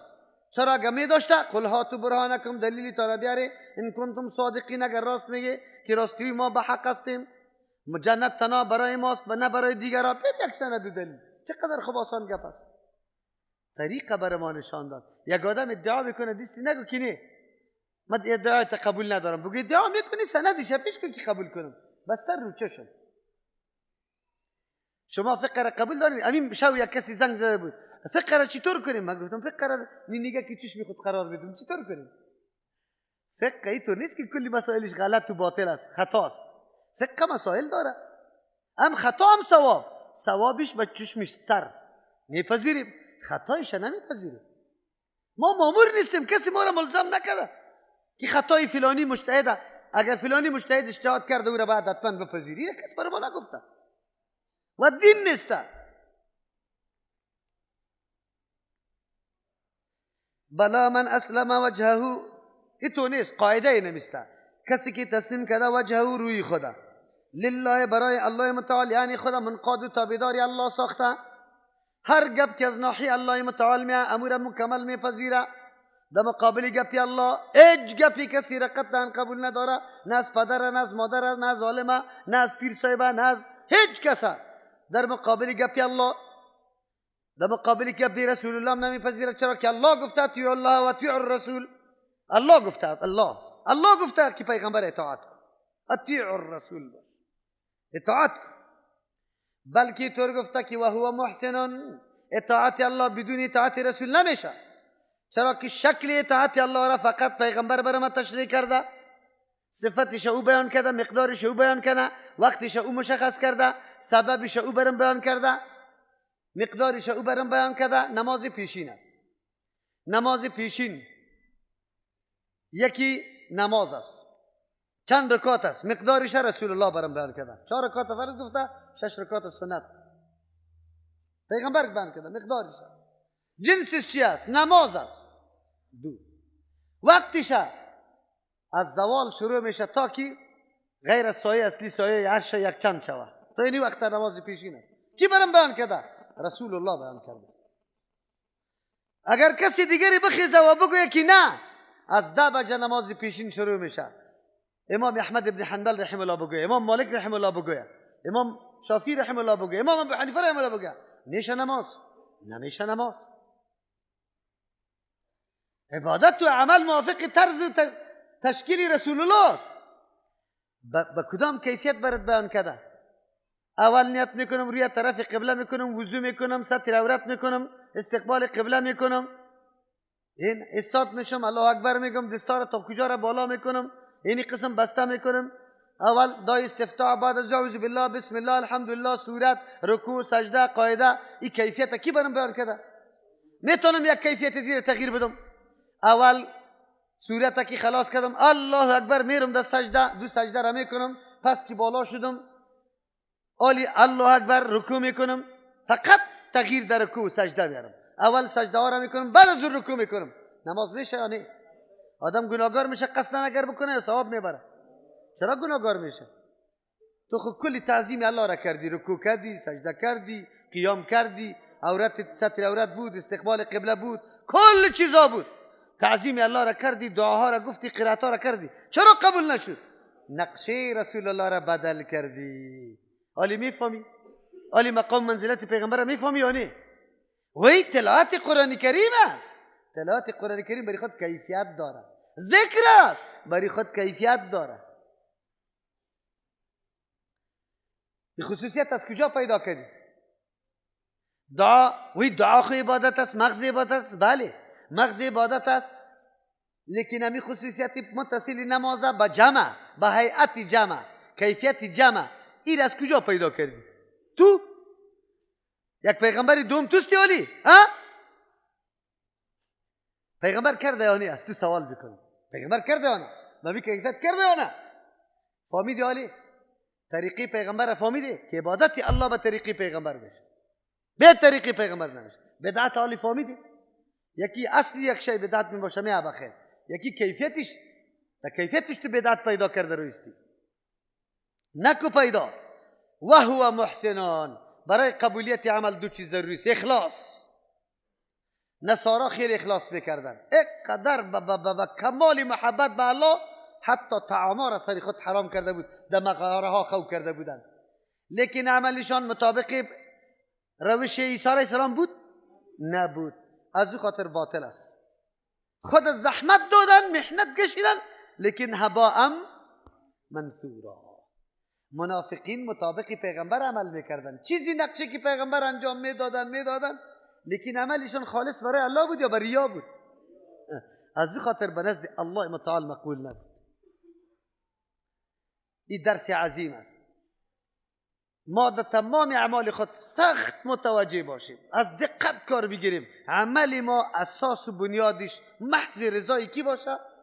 خالص به خاطر الله باشه. حج است، نماز است، ختم است، صدقه است، هر تعلیم است، دعوت است، خاص به خاطر رضای الله متعال. خب به کدام نقشه انجام بدیم؟ به نقشه کی؟ رسول الله صلی الله علیه وسلم. نقشه یاد بگی. دعوت به نقشه پیغمبر چی رقم است؟ نماز به نقشه پیغمبر چی رقم است؟ تلاوت به نقشه پیغمبر چی رقم است؟ تهجد به نقشه پیغمبر چی رقم است؟ تراویح به نقشه پیغمبر چی رقم است؟ در زمان رسول الله و صحابه ترویحه شده. ترویحه چی مانا؟ 4 رکعت طولانی خوانده شده، بعد از او به مردم موقع داده شده که بگرده، بخیزه، وضو کنه، بشینه، خودت تازه کنه، باز در عبادت الله. یعنی که سبحان ذی الملک و الملکوت شروع کنیم. این کیفیت ها را کی پیدا کرده؟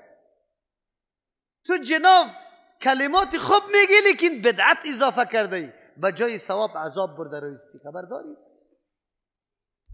خبرداری نه؟ نمیفهمن بیچارا. میگه وی حالی ذکر من نمیکنه. او مردکه ما ذکر من نمیکنیم، بدعت من نمیکنیم. ذکری که رسول الله بکنم کیفیت کرده؟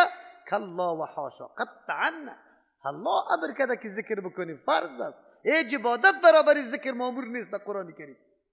خب ذکر چی را میگه؟ الله را در ذهنت بیار، به قلبت باور کو سرش، اعمالت تابع نظام الله کو. این را ذکر میگه. بسیار دقت شود که نقشه پیغمبر در عبادات خود پیدا کنیم. نقشه پیغمبر وقتی افطاری زود کرده من خیلی تشنه هستم، گلاسی آوا با دستی چپ زدی استاده کوی غرم غرم غرم غرم افطار کردی، لیکن به طریقی رسول الله نه. طریقی رسول الله چی بود؟ اول اگر خرما موجود بود چند دانه خرما؟ 3 دانه خرما تازه موجود بود، تازه نمی بود خشک که نمی بود، بعد از او 3 قرطی آب به دستی راست می نوشید. بسم الله اول می گفت. تو کارا را کردی؟ دعا می کرد. دعایی که پیغمبر کرده کردی؟ یک کسی در سوالا نوشته کرده بود که تو خوی این دعای دیگر اللهم انی لک صمت علی رزقک افطرت، این صحیح است. زیاد کردن قدش اللهم انی لک صمت و بک آمنت علی رزقک افطرت و بصوم غد نویت، اضافه جا در دین نآمده. دعای پیغمبر را گرفتی گرد کردی یکی. باز ازی کردم این در حدیث ثابت است، لیکن اصل در حدیث که آمده ذهب چیست؟ ظمأ و ابتلت العروق و ثبت الاجر ان شاء الله. اینقدر کلمات باید یاد بگیریم. در 30 روز می کلمات یاد نمیگیریم، باز دعای محبت پیغمبر را میکنیم. دقت شو، هر عبادت انجام میدی به طریق پیغمبر صلی الله علیه و سلم. فله اجره عند ربی، کسی که 2 شرط تکمیل کرد غیر از ایمان، بعد از دیگه اجرش هست به نزد پروردگارش. این آدم میتونه لاف بزنه که بله من جنتی استم، عمل مقبول است. چرا؟ سند داره، دلیل داره، به هر کس پیش کرده رایسته. ولا خوف علیهم، ترس بالایشان نیست. ترس او کسی میکنه که مامورات الله را ترک کرده باشه، از منهیات انجام داده باشه، نعوذ بالله. ولا هم یحزنون، غمگین هم نیسته.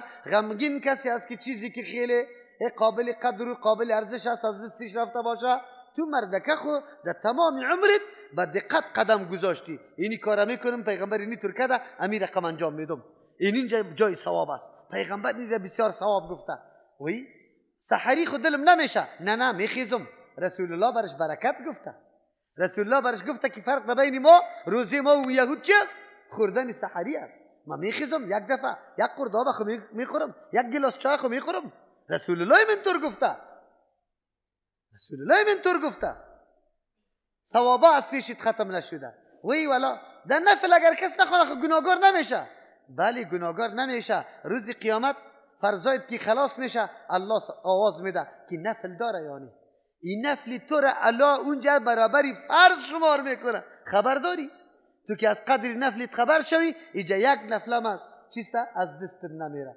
تلاش میکنی که نوافل خدا پورا بکنی وقالت اليهود ليست النصارى على شيء بله بیا چی درسای عظیم است عیناً مطابق سوالات روزی ما روزگاری ما این فقط امروزی سوالا میشه امروز اول از یارا میگیم از یهود و نصارا را بعد از میایم ان شاء الله وقالت اليهود گفتن یهود لیست النصارى نیست نصارا علی شیء بالای کدام دینی معتبر قابل قبول یا هیچ دین یا چی هستن هیچ نیستن وقالت النصارى نصارا گفتن لیست اليهود علی شیء یهود سری کدام دینی معتبر قابل قبول قابل ارزش نیستن الله چی میگه اگر این گپ یکی دیگه نکی نفی میکرد از روی بیلمی می بود خب باز یک راه داشت یک گذر داشت یکی دیگه خدا نفی بکنه لیکن تاسف در اینجاست یکیش تورات کتاب الله را مطالعه میکنه دیگهش انجیل او در دو کتاب در یهود نشانه حقانیت انجیل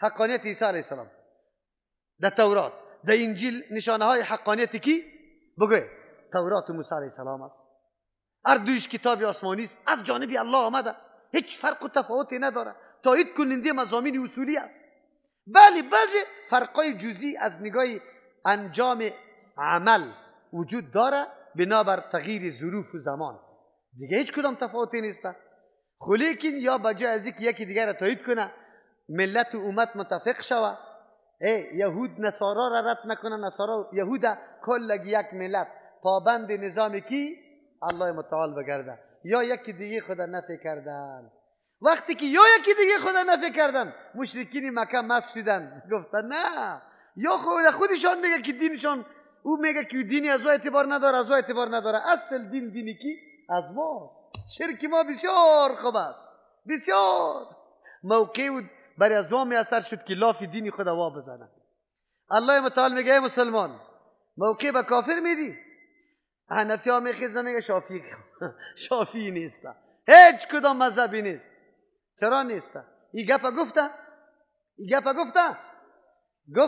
چرا نگفته در فتاوای شامی نوشته کرده دیگه کتابای فقه حنفی میگیرن مذهبنا صواب مذهبی ما درست است یحتمل الخطا احتمال خطا را دارد مذهبی ما درست است احتمالی چی را دارد و مذهب مخالفنا و مذهب مخالف ما اگر شافعی است مالکی است حنبلی است هر کس کی است خطا آن چی است یحتمل الصواب احتمالی درستی داره احتمال جز جان خود نمیگم مستند گپ میزنم حالی خیر موقع با کیا میاثر شد نه شافعی نه مالکی نه حنبلی دموکراسی او میگه که اصل چرا شما گرفتی فرقواریت پیدا کرده ما کلی مردم در نظام دموکراسی شریک میسازیم کلگی دموکراسی را خوش داره یا نه زنم میخیزه پارلمانم میخیزه رئیس جمهورم میخیزه وزیرم میخیزه کلگی دفاع کی میکنه دموکراسی میکنه زمینه را مساعد کردیم برای دشمن یعنی که ما را پرچه کنه یعنی تقسیمات کنه ما را یعنی یک فرقه دیگه فرقه را کافر بگه یعنی نمیگن کافر نمیگن یک فرقه دیگه فرقه رد میکنه نه در مساجد یک مولوی سی وقتش در تلفن گپ زدم در فاریاب او رفته بود چیست مولا را برده بود او ترجمه مرا یک رادیو پخش میکرد شما باور به الله متعال بکنید در روز قیامت ان شاء الله این علما خو ان شاء الله جواب میده ملاها جمع شده خب قضاوت کنه برای چی جمع شده در ذهن شما دستی میگرده که جمع شده سری شبکه تلویزیون رفته یا رادیو، به خاطر ازی که بند کنه سریالا را، بند کنه بگوی موسیقی را، بند کنه بی‌حیایی را، فحاشی را، به این خاطر رفته. علما جمع شده در فاریاب رفته. یک خواهر رادیو داشت به نام رادیو قیاش، 6 ساعت ترجمه قرآن کریم مرا پخش میکرد، دو ساعت صبح پیشین و بیگاه، خانه به خانه مردم میشنید. الحمدلله در فاریاب یک دم آواز توحید بلند شده، زن مرد الحمدلله. امیالی این مفکورالی عام شده، حالی چپای بگوی موبایلا را الحمدلله شنیده رویستن، رادیو را بند کردن. ملا رفتن در سری والی، در رئیس اطلاعات کلتور خودش برام زنگ زد، رفته بودن که ترجمه را بند کنی. چی را بند کنی؟ ترجمه قرآن را بند کنی. این ملا در روز قیامت چی سند داره؟ این ملا را شما کدام ملا میگه؟ قضاوت و انصاف در دست شما. یا کسی که بره که ترجمه قرآن را بند کنه، در اسلام یزو چی باقی مانده؟ یصدون عن سبیل الله، از راه الله. ببینه اینی حالات است. خو جناب محترم، قطع یک عالمش باز ما تلفنی گپ زدم، آخرش چی شد؟ اینجا کلگی انفیس، تو از وضعیت فاریاب خبر نداری، اینجا کلگی انفیس. من گفتم مولی صاحب گپ ازی بزن، تو فتوا داده در جمعیت گفته که کسی رفع الیدین که بزنشه. من گفتم نه، کسی که سلفیست رفع الیدین نکنه. من گفتم ما مردکه، یک آدم شافی مذهب میاد در مسجد شما ناگهانی میآید رفع الیدین میکنه، ولی میزنه شانه نه پرسان میکنیم پرسان میکنیم. خب من گفتم شما یک کمیته تحقیق بعد از هر نماز داری دیگه، که هر کس رفع الیدین کرد بعد اول پرسان شود. اگر گفت که شافی مذهب هستم گپ برش نمیزنی، اگر گفت که من بگه در مذهب محمد رسول الله صلی الله علیه و سلم هستم، حالی دیگه بزنیش دیگه نمانیش. جرمی از این نمیسته. اگر جرمی مردم این نمیست، اگر گفتن که ما دمو مذهب دمو راه روان هستیم که رسول الله صلی الله علیه و سلم روان است، امام اعظم، امام کی؟ کسی که کلی پیغمبرها را امامت کرده، کلی پیغمبرها را، امام کلی پیغمبرها کیست؟ رسول الله. امام اعظم است. خو امام اعظم است. امام ابو حنیفه رحمه الله در بین 4 امام از نگاه سن کلان است. امام اعظم رسول الله است. امروز اگر گفتی که من در مذهب کیستم، امام اعظم واقعی رسول الله استم، جرم داری یا نداری؟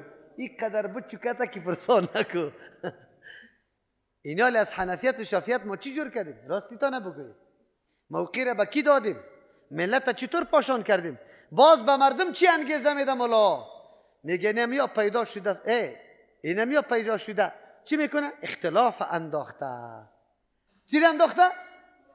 تو را به الله قسم مولا صاحب اختلاف بد است، بد میبینیشه. اگر بد است تو چرا ایجاد کرده ای؟ تو چرا 4 تقسیم شده ای؟ یک دین رسول الله را 4 تقسیم کرده ای؟ اگر بد است خب به تو بد است، به من بد است دیگه، بر دوی ما بد است. از ما را بد میگه، از خدا نه.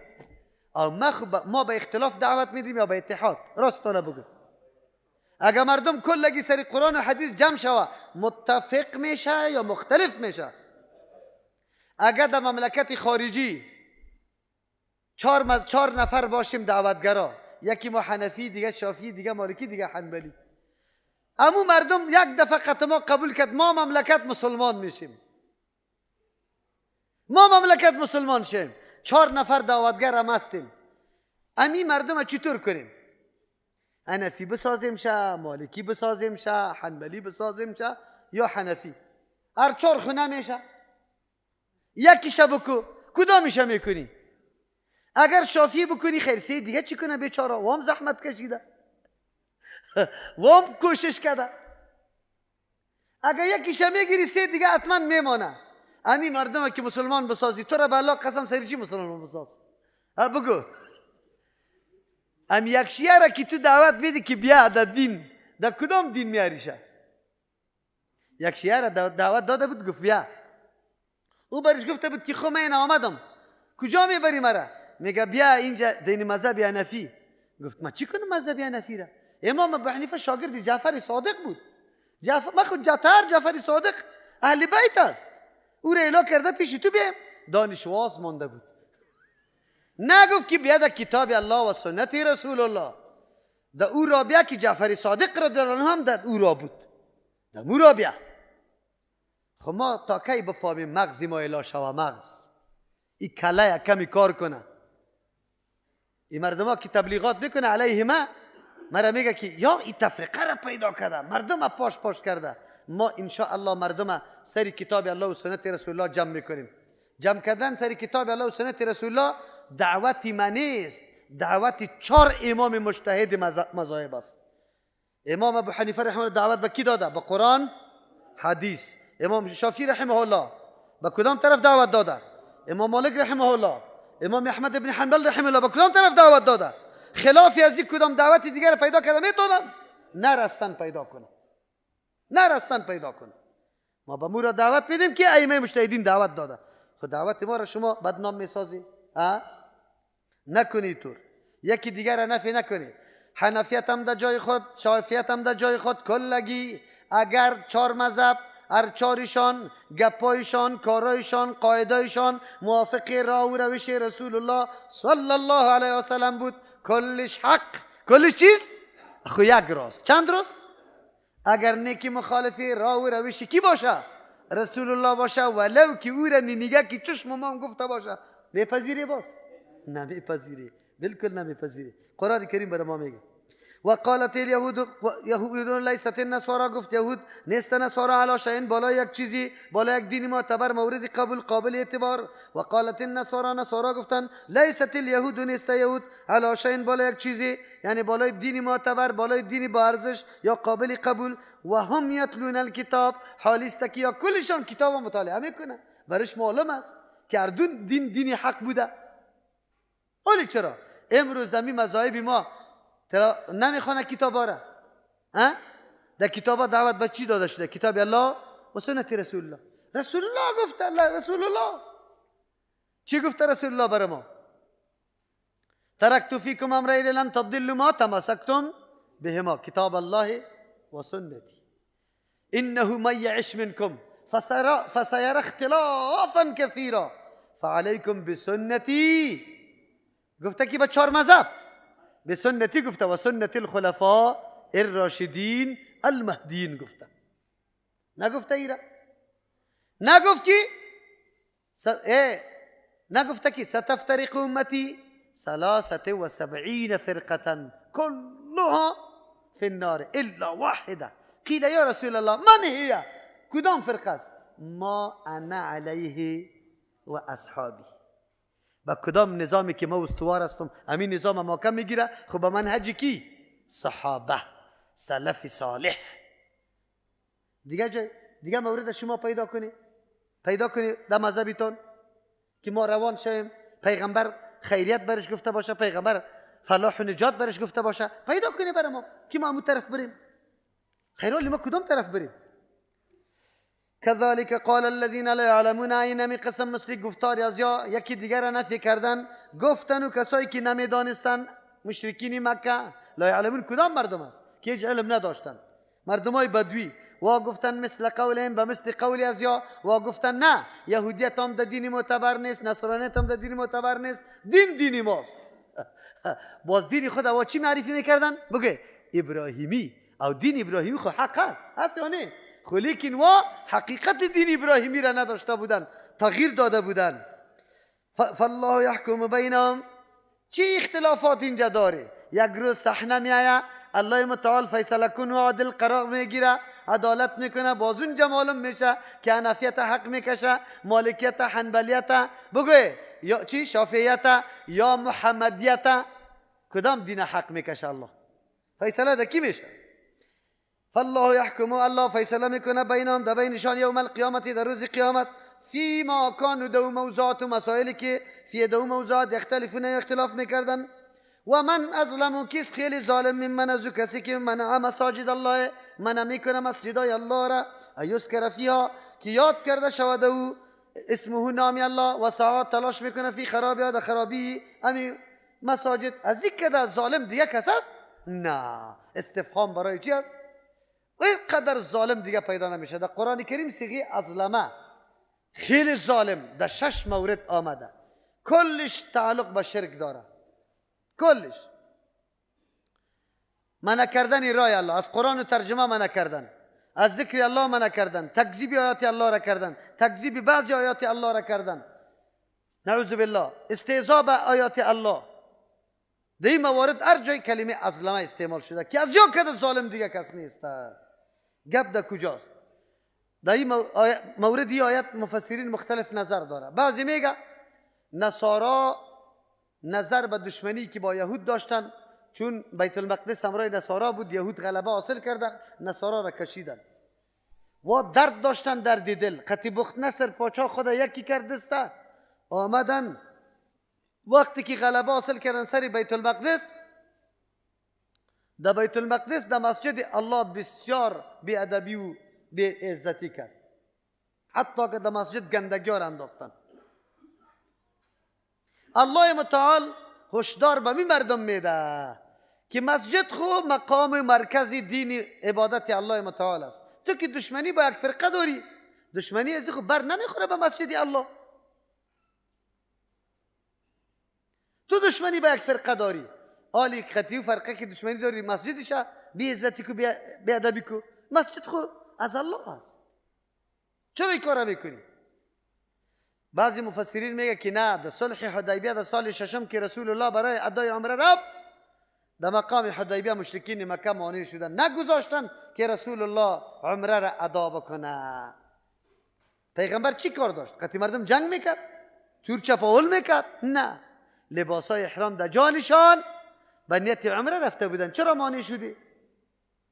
اصل مقصد است اگرچه شان نزول یا واقعی خصوصی ازی که مفسرین ذکر میکنه برای آیت او خاص باشه، اما هم خودی الله و هم قانون قرآن است که قانون قرآن در یک مورد خاص نمی باشه، قانون قرآن عام می باشه. اینجا الله هم به شکل عام ذکر میکنه، نگفته که و من ازلم ممن منع مسجد چیست الاقصی، ایره نگفته، یا مسجد الحرام نگفته، مساجد الله گفته. هر جایی که مسجد الله هست که کسی مانع ذکر در مساجد میشه یا سعی در تخریب مسجد میکنه، در این آیت در مصداقش داخل است. این ظالم ترین شخص است، از این که ظالم شخص دیگری نیست. شما بگوی اعتراض انتقاد سر ما میکنی، میگه چرا در هتل شروع کرده اینجا رقص شده؟ شکر الله را نمیکشی که الحمدلله در این تختی زرین بگوی فاحشا سرش رقص کرده، ما امروز ترجمه قرآن میکنیم. الله صاحب ازیره بسیار عزت دنیا و آخرت برش نصیب کنه. دعا از اخلاص دل برش بکنی. الان آن چیزی که صلاحیتش است، آن چیزی که صلاحیتش است الله پسند میکنه، امور الله برش نصیب کنه که دیگه اینجا فاحشا رقص نکنه. میشه انشاءالله. ما در مساجد میگردیم، کسی ما را حق ترجمه نمیده که ترجمه بکنیم. این منع کردن از ذکر الله نیست؟ بزرگترین ذکر کیست؟ قرآن. کی است؟ من اعرض عن ذکری فان له معیشة ضنکا. اونجا ذکر چی است؟ قرآن کریم است. و انزلنا الیک الذکر لتبین للناس ما نزل الیهم. قرآن ذکر است، از ذکر بالاتر ذکر نیست. از ترجمه قرآن ما را منع میکنه. این ملا و ای عوام مردم مصداق آیت میگرده یا نمیگرده؟ قضاوت پیش شماست، فیصله الله متعال است. در روز قیامت امی عوام امی ملا به الله جواب میده یا نمیده؟ ما سند خدا پیش کردیم الحمدلله. در اون جایی که خیلی زد نیستن، نیمه نیمه ملایش سلفی رقم است یا پخته سلفی است، از وا مطالبه کردیم و نداده برای ذکر الله. یکی منع کردن ذکر الله دو قسم است، یکی حسی است یکی معنوی. حسی را میگه خواهرها در ترجمه قرآن کریم می آمدن، در راه برش مردم با چاقی استاد شد، گفت اگر رفتی قطعی چاقو میذاریم تانه، پس روان کردن شد. این را حسی میگه. او قطعی چاقو منع کرد، لیکن ملا صاحب در روز جمعه در تقریر در سر منبر بالا شد، سر منبر بالا شد، گپاره خیلی با لحن خشن خیلی توهین آمیز و مردم پیدا شده مذهبی تانه به مذهب می سازتانه، غیر مقلد می سازتانه، زنای تانه روان میکنه. از او منطقه و قریه یک موتر می آمد، یک موتر می آمد. آلی و موتر زنا بردار رفتن در خانه. کسی که در ترجمه قرآن میره زنای خدا گفت یکی تون رفتن نمیتونه. مصداقی آیت قرآن کریم او ملا صاحب میگرده یا نمیگرده؟ و من ازلم ممن منع مساجد الله ان یذکر فی اسمه. مولای دیگه مدرسه داشت، موتری بسته از مدرسهش در ترجمه قرآن کریم می آمد. مرد که خبر شد گفت کسی که از این مدرسه در اونجا رفت دیگه در مدرسه نمیمانم شه، اخراج میکنیم از مدرسه. خواهرها از کجا منع شد؟ از ترجمه قرآن کریم. مصداقی آیت هست یا نیستن؟ تبلیغات کردن، تشویشا انداختن این ترجمه از وهابیاست. بله بیادرکم، امو کمنتی که داده ای در خودی اینترنت، در اینترنت که امو کمنت داده ای که اینجا از کجا تمویل میشه یهود نصارا میده، امی گپیتام شاید مانع 10 نفر از آمدن ترجمه شده باشه. در روز قیامت مصداقی آیت است انشاءالله. الله از پیشت سوال میکنه. و من ازلمو کس خیر ظالم. مساجد الله را تخریب کردن دو قسم است. حسی است، یک آدم کلنده میگیره دیوالای مسجد خراب کرده میره، بم سرش میندازه که دیگه کسی نماز نخوانه. حسی منع کردن مساجد است از ذکر الله متعال. لاسپیکر تا میکنه، ترجمه قرآن کریم میکنم. در چاری حاجی یعقوب ترجمه میکردیم که یک روز خب آدم خدا دیگه سای منصب بود یا وظیفه کلانی دیگه داشت، نکتای گکش و دریشی گکش خدا خب وقیه کرده آمد. مرا چی میگه؟ مولی صاحب که اگر در لاسپیکر ترجمه نکنی. من گفتم چرا؟ والا ما خواب میکنیم. خب من گفتم جناب امیالی تو گوش بگی، یکمی گوش بگی. او طرف خب پارک زرنگار از چیست هم او میگه او تلا از صبح که سازا شروع می باشه تا چی را؟ تا نصف شوه. من گفتم در گوشت چی میه بیادرکم؟ و در گوشم ساز. من گفتم کدام روز رفتی تو را بالله قسم امونجا برش گفتی که ما همسایت هستیم سر تق داریم. برای ما در روز آمده ای در او در شوام نرفته ای در روز قیامت پیش الله چی جواب داری مردکه که تو اینجا پیش ما آمدی؟ و مانی آواز قرآن میشی که با صدها دکانداری را میشنوه میالی چی جواب داری؟ ما او وقت در مقدمه در سوره فاتحه براتون گفتم ریش سفیدا آمدم ترجمه قرآن کریم سر ما منع کردن. و من ازلم ممن منع مساجد الله ایذکر فی اسمه. لیکن یکی تخریب معنوی است. تخریب معنوی چی را میگه؟ مسجد تنهایی را نمیگه که آباد باشه، پکه داشته باشه، قندیلا ویسان باشه، سقفی خوب، دیوالای خوب، فرشای خوب داشته باشه. عمارت مسجد توسط نمازخوانی، درس و تدریس، تعلیم و تربیه، درس قرآن و حدیث است. هر کس که مانع از به هر رقم باشه او از جمله ظالمین و بزرگترین ظالم شمرده میشه. وقتی تو ریش سفید که در این مسجد شریک هستی امام گرفته میشد، تو کوشش نکردی که یک امامی که خب عقیده صحیح داشته باشه، ترجمه یاد داشته باشه او را بگیریم. گفتی نه فلانی خان بگیره، کل اختیارات دمو یک آدم متعصب جاهل داده ای. در اینجا تو در روز قیامت الله از پیشت سوال میکنه که مولای مبتدی را آورده اینجا برات نه ترجمه است. در روز قیامت تو در جمله ظالمین هستی. تو که حق داری مقتدی مسجد هستی استاد شو بگو در این مسجد ما مولای را میگیریم که درس قرآن داشته باشه، درس حدیث داشته باشه، اولاد ما را درست تربیه کرده بتونه، قرائتش درست باشه، متبع سنت باشه، بدعتا نکنه، تابع مردم و حکومت و نظام و ایگپا نباشه، مستقل سخن بگویه. اونو تو مولا را ما کار داریم. اگر یک معاونت نکردی، دست قطع یکی نکردی، گفتی اولا کردی که برو یک گزاره‌ای را پیدا کن. گزاره‌ای را میشناسی نه؟ گزاره‌ای را میشناسی؟ 10 دانه سورت علم تر کیف یاد کرده، خیلی خلاص. اونم گزاره‌ای است. تو خیانت کردی و مانع ذکر الله متعال شده ای. امروز مساجد الله، مراکز دین الله چقدر منع میشه.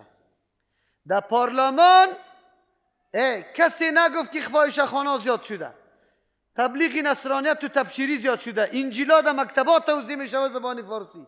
ایرا کسی آواز بلند نکرده. پارلمانی ها را میگم این آواز بلند نکرده که نظام سودی اینجا زیاد شده، کل نظام سود شده، هتل‌ها برای رقص زیاد شده. این کسی اعتراض نکرده. اعتراض سری چی کرده؟ خبر داری؟ در مملکت ما مدارس هست باید بند شوه. در مملکت ما چی هست؟ مدرسه شما کدام جای میگی؟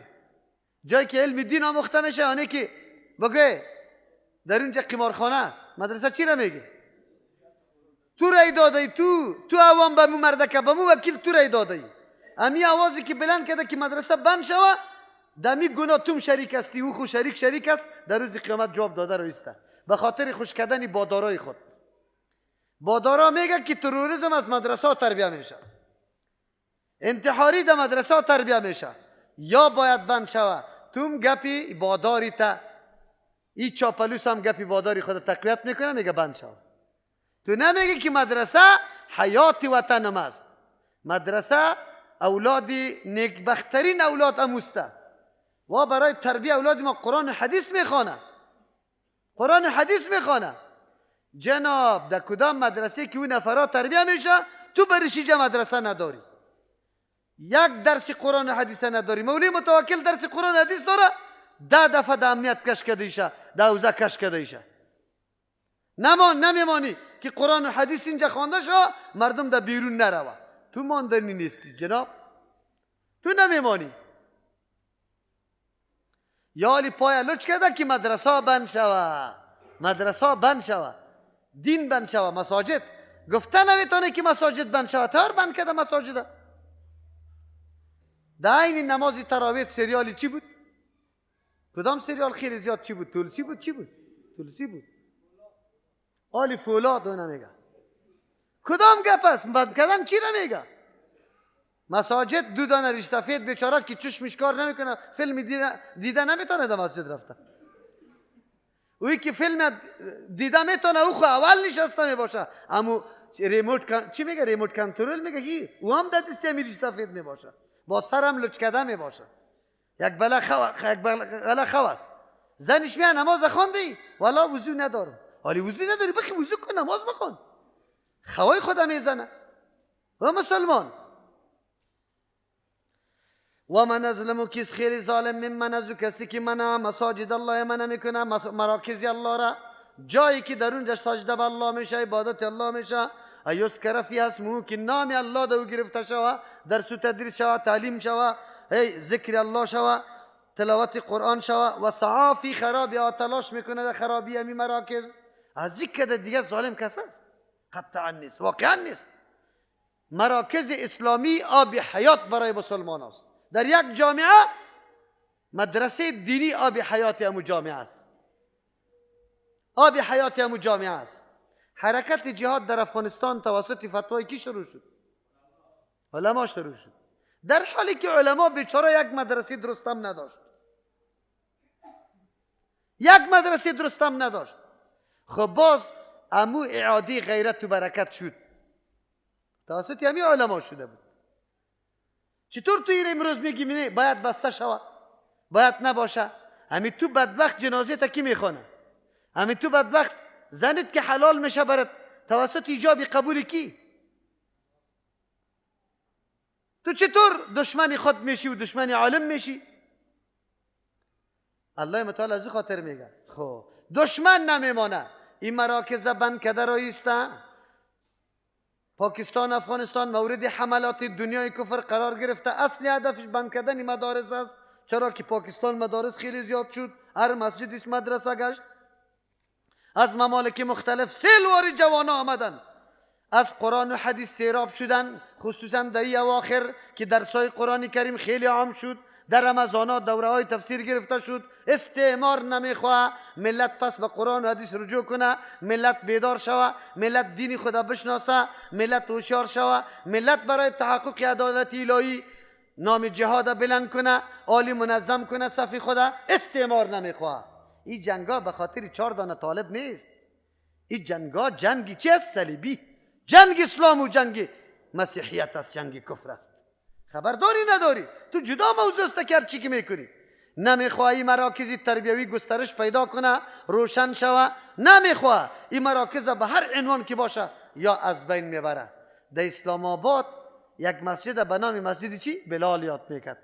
مدرسه حفصه، کلش دخترا بود، دخترای بیچارا. در کدام سرحد رسید؟ اونجا تروریسم بود، به اصطلاح دهشتگرد یا دهشت افغان کدامش بود؟ یا مراکز دین نمیخواه، حجاب نمیخواه، خارج چشمش است. موضوع خاطر میگم که یه خواهرم حجاب کو، یکی امتصال امر الله میشه، امر الله را بجا کردی، خودم خارج چشم ای بدبختا و ای چیسته بگه کفار و مستعمرین است. ریشیتا بگذار جوان. یکی که امتصال امر الله و رسول الله میشه، دوم خارج چشم ای بیدین است. حلیه تو را که میبینه باز خصوصا که پاک صفا جوان، ریش سیاه نورانی، در نماز هم همونطور خب برجسته اطلاع شوی به اطمینان نماز بخوانی، این مردم در میگیره. در یا خامده بودن که جوان اما در قهوه خانه میبریم، در فاحشه خانه میبریم، در سینما میبریم، در عیاش خانه میبریم. اوی جوان در مرکز تعلیمی دیده میشه، در مرکز دعوت دیده میشه، در مسجد دیده میشه. جوانا قدرتان بشناسه، خواهران قدرتان بشناسه. شما باور به الله متعال بکنی، اگر این امور عملی کرده انشالله که الله سری ملائک افتخار میکنه، در پیش ملائک افتخار شما را بیان میکنه. دمی طور عصر الله متعال انشالله که افتخاراتتان بیان میکنه. اموتور جوان شوی، اموتور نرم، صاحب اخلاق، وزن پیدا کنی، نور پیدا کنی، جوهر پیدا کنی. دختر بچه که دنیای کفر بفهمه که ما چی کردیم، کلی خواری و ما عبس رفت، قطی خاک یکسان شد. الحمدلله اگر در سای قرآن و حدیث بود انشاءالله اینطور افراد زیاد انشاءالله تربیه میشه.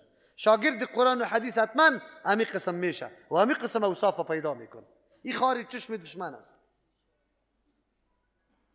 الله به مسلمانان چی درس میده؟ ای مسلمانا، شما همت کنی، تنظیم کنی، خدا قوتتون برجسته بسازی، کفار نگذاری که در مراکز اسلامی بیا بمبارد کنه، مراکز اسلامی در تسلط از وا باشه. وا باید در مساجد شما بدتر سولرس بیا اجازه بگیره. ای وعده بود، خود پیشگویی قرآن بود، از اعجاز قرآن است. قرآن پیشگویی کرده بود. چه رقم پیشگویی کرده بود؟ اولئک ای کفار، ای دشمنای دین، ای دشمنای مراکز اسلامی، ما کان لهم نیست مناسب برشان یدخلوها که داخل شود این مراکز و مساجد الا خائفین، مگر در حالت ترس و هراس. الله ثابت کرد، شان و شوکت مسلمان ها ثابت شد. بیت المقدس هم در دست اختیار مسلمان ها آمدن. کل جا آلی کفار بدون اجازه حرکت کرده نمیتونستن. ولی افسوس است، افسوس است، صد افسوس است. امروز آلی اختیارات مسجد اقصی در دست کیست؟ اسرائیل. یک گروپی کوچک ترین گروپ در مقابل قدر عربا، این قدر مسلمان ها. الله میگه مسلمان این همت و شان و شوکت داشته باشه که وا بی خوف داخل نشه. قرآن کریم صادق شد. امی قسم حالت آمد. لهم فی الدنیا، به این کفار در این دنیا خزون رسوایی است. روزی که ملت متحد بود، تفرقه بینشان نبود، به خاطر الله چنگ به قرآن و حدیث زده بود. این امی قسم مجد، امی قسم شان شوکت الله برای مسلمان ها ثابت کرد. کفار ذلیل بود، به دست خود جزیه را برای مسلمان ها می پرداخت. این پیشنگوی قرآن کریم بود، ثبوت پیدا کرد. لهم، برای کفار فی دنیا، در دنیا خزیون رسوایی است. یا ذلیل و خوار در پیش شما می باشه، بی اجازه شما سیر و سفر و حرکت کردن نمیتونه. لیکن امروز تمام اختیاراتی ما از مقدسات ما در دست از یاسته، در دانی دروازه استاد میشه، مردم در نماز نمیمانه، جماعت ها بند میشه، بمبی تیاره سری مناره مسجد میفته، مردم در مسجد هسته. امروز اختیارات از کفار است. چرا؟ به خاطر که مسلمان قرآن و حدیث ترک کرد. ولهم فی الاخرت، برای کفار در آخرت عذاب عظیم، عذاب بزرگ است. الله خود مسلمانان را گفت که دعوت دین مراکزش بند نکنه. کسی که بند میکنه از این که ظالم کس دیگر نیست. در پیش مسجد هتل جور کردن، هر روز فتیه کی را بگوی چی میگه؟ سید فخرالدین ماندن یا مانع است از ذکر الله در مساجد. در هتل فیتار مانده پالوی مسجد، یا مانع ذکر الله متعال است، در داخل است، منع میکنی تو. خب مسلمان ها را الله نمان تو را آلی در مسجد ها خوب بری توی اجازه ترجمه نداد. الله متعال بر ما فرمان میده ولله المشرق والمغرب، خاص در اختیار و ملکیت الله است، جانبا و جهت ها که مشرق باشه و مغرب، هر جهت که باشه برای الله متعال است. سرزمین الله، دعوتی تا بس نکنی. او مولای صاحب در یک جای تو را نمیمانه، حالی تو نگویی که من را نمیمانه، قرار بری خو کنی در خانه، بگویی که من مسئولیت خود ادا کردم. سرزمین الله وسیع است، قوم تو را قبول نکرد، برو در قوم دیگه، در منطقی دیگه دعوتی تا گفته که دعوتی تا داده، برو ترجمه درسی تا شروع کن. چرا که مشرق و مغرب از الله است. اینجا نمیگه در هتل ترجمه نمیشه، میگه در مشرق و مغرب حرکت کو. ما را در مساجد نمانده، الله فضل و احسان خدا سری صاحب هتل این هتل ممتاز محل کرد. 1 ماه مبارک رمضان در خدمت قرآن گذاشت هتل خدا. حالی الحمدلله وسیع نشستیم، نه گرد است، نه غبار است، نه غالمغال است، نه گرمی است، نه سردی است، آزاد به اختیار، جای ترانسپورت آمدن، مرکز، 1000 جا الحمدلله آمده تانستند. الله عزت میده، الله نصرت میکنه، به شرطی که ما دینی الله را نصرت کنیم. من یقین دارم اگر ما خدمت قرآن بکنیم، الله اقدر وسایل در اختیار ما بگذاره که هیچ امسال ما خریدیم امسال ما کرا میدیم به موترها، الله بکنه که سالهای آینده موتر شخصا از دعوت باشه، شخصا در اختیار خودت. هر روز نزاکت که با سرش میکدی خواهرم سرش بکن، میگی در کوچه مرا ببر، در کوچه ببره، تا در چی میبریده. حالی اون نزاکت ها را نکنی. خب حالی یک کمی تکلیف شما هم بکشه. چی میگم؟ مرتبه و دریور از سر ما زیاد بالا نبری که ما برای از چی بکنیم. یک کمی همت شما هم بکنیم. انشاءالله اگر ما خدمت دین الله را کردیم، این گپا هست. روزگاری میرسه که انشاءالله مثل هتل واری مستقل جا از خودی ما باشه، مستقل. امیدش داریم انشاءالله و هست میشه. ولله المشرق، خاص در اختیار الله است مشرق و المغرب و مغرب. فاینما تولوا، هر طرف که شما رو میگردانی، فثم امو جهت وجه الله، قبله الله هست. یک ترجمه، ان الله، یقینا الله متعال واسع، مغفرتش، رحمتش، کرمش وسیع است. امروز نداری سبا برد میده، قلب مردم مایل میسازه، محبتی عمل کردی تو را در قلب مردم میندازه، مردم آماده میشه. ما این موترا را نه سرمایه پدرم است نه از بابا و اجداد ما. روزگاری که شروع میکردیم، شما باور به الله متعال بکنید، یک تعداد دوستای نزدیک میگفتن که مثال موتر گرفته نمیشه. من هیچ چیزم کسیم برم نگفته بود، اعتماد سری الله کردم. ضیاءالحق صاحب گفتم بگی موتر، الله بیربان است. تا که شروع نکرده بودیم که افراد الحمدلله پیدا شد، 1 2 3 4 افراد پیدا میشه، میگه کم بود است. الحمدلله الله در سر و مالشان برکت بندازه. این طور جای مصرف به درد میخوره انشاءالله که در روز قیامت مال در پیش رویت استاد شود که این مخلوقی که طرف جنت میره سبب و وسیله تو شده بودی. عقیده از یا توحید، عقیده توحید پیدا کردن، عقیده توحید فرا گرفتن. الحمدلله دوستا همینطور آماده هستند و ما بی فکر در فلان جای کاستر ضرورت است، بگیشه. خود دریورای کاستر امام یک کمی خود بشناسن، شکری الله را بکشی که موترایتان در اینطور خدمت قرار میگیره. صبایش میایه والا مولی صاحب مرا در کوچه دیگه میبره 100 روپیه اضافه کن. سواری زیاد شده 100 روپیه اضافه شده. او دریور تو برو خاندان خود 20 نفر دیگر آماده کن، بیا که در ترجمه قرآن بیا، دینی الله را یاد بگیره، دعوت کو، شکری الله را بکش. افسوس است چی افغانستان است. قرآن کریمی که از عربستان بیا، آجی ما پشت یک قرآن کریم جان میده. خودش پول سری قرآن کریم نمیده که به دیگه کس. باز بیا از مدرسه محرم قی خود میبره در خانه. این مردم تو میگی یا هیچ ثواب کار نداره، هیچ. او مردکه اینی مسئولیت ما و توسته. ما تو این مرکز ما تو آباد میتونیم، این مرکز رونق ما تو داده میتونیم. ما تو یک کمی همت کو، یک کمی تو همت کو سر دین الله. الله همت میکنه، الله غیرتی ذات است. ان الله واسع، یقینا الله متعال فراخ است، رحمتش کرمش. علیم میدانه اهلیتی که به کی بده. ما اهلیتش نداریم، تالی اهلیتش نداریم، از او خاطر الله نداده. اگه اهلیتش پیدا کردیم الله بر ما میده، الله بر ما میده و ما یقین داریم. یک ترجمه در این صورت مراد از وجه الله، وجه شیخ الاسلام ابن تیمیه رحمه الله میفرمه کلمه وجه مستعمل میشه به لغات مختلف. در اصل وجه که لغت وجه میشد، وجه روی هم میگه، وجه جهت هم میگه. از او خاطر اینجا ای از آیه متشابهات نیست، آیه مثل صفات الله که صفات الله متشابهات است. آن چیزی که اصلش ثابت است ما ثابت کنیم، دیگه تاویل و کیفیت و ایگه پار داشت نبیاریم، تشبیه و تمثیل نکنیم.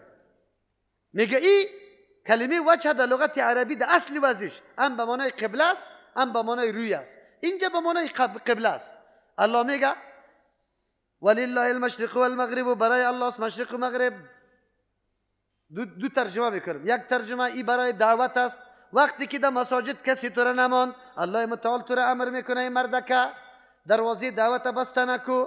تو کدام مسئولیت که برای رساندن حکم الله داری، در این سعی نکو که مسجد دستیانه در زیر تاک انگوری بشی، در زیر درخت بید بشی، در لب جوی بشی، در کو بالا شو، در هر جایی که بری تو زمین مساعد میشه دعوت بده، دعوت بده. پیغمبر حتی سری مرکب دعوت داده، سری مرکب. برای چند دقیقه که سری مرکب سوار است، پشت فیل خود تعلیم داده. یا غلام اعلمک کلمات، تو را تعلیم میدم چند کلمه. احفظ الله یحفظک، احفظ الله یحفظک. الله را حفاظت کو، دین الله را، الله تو را حفاظت میکنه. پیغمبر مقام و محل سعی نکرده، در هر موقع دعوت داده.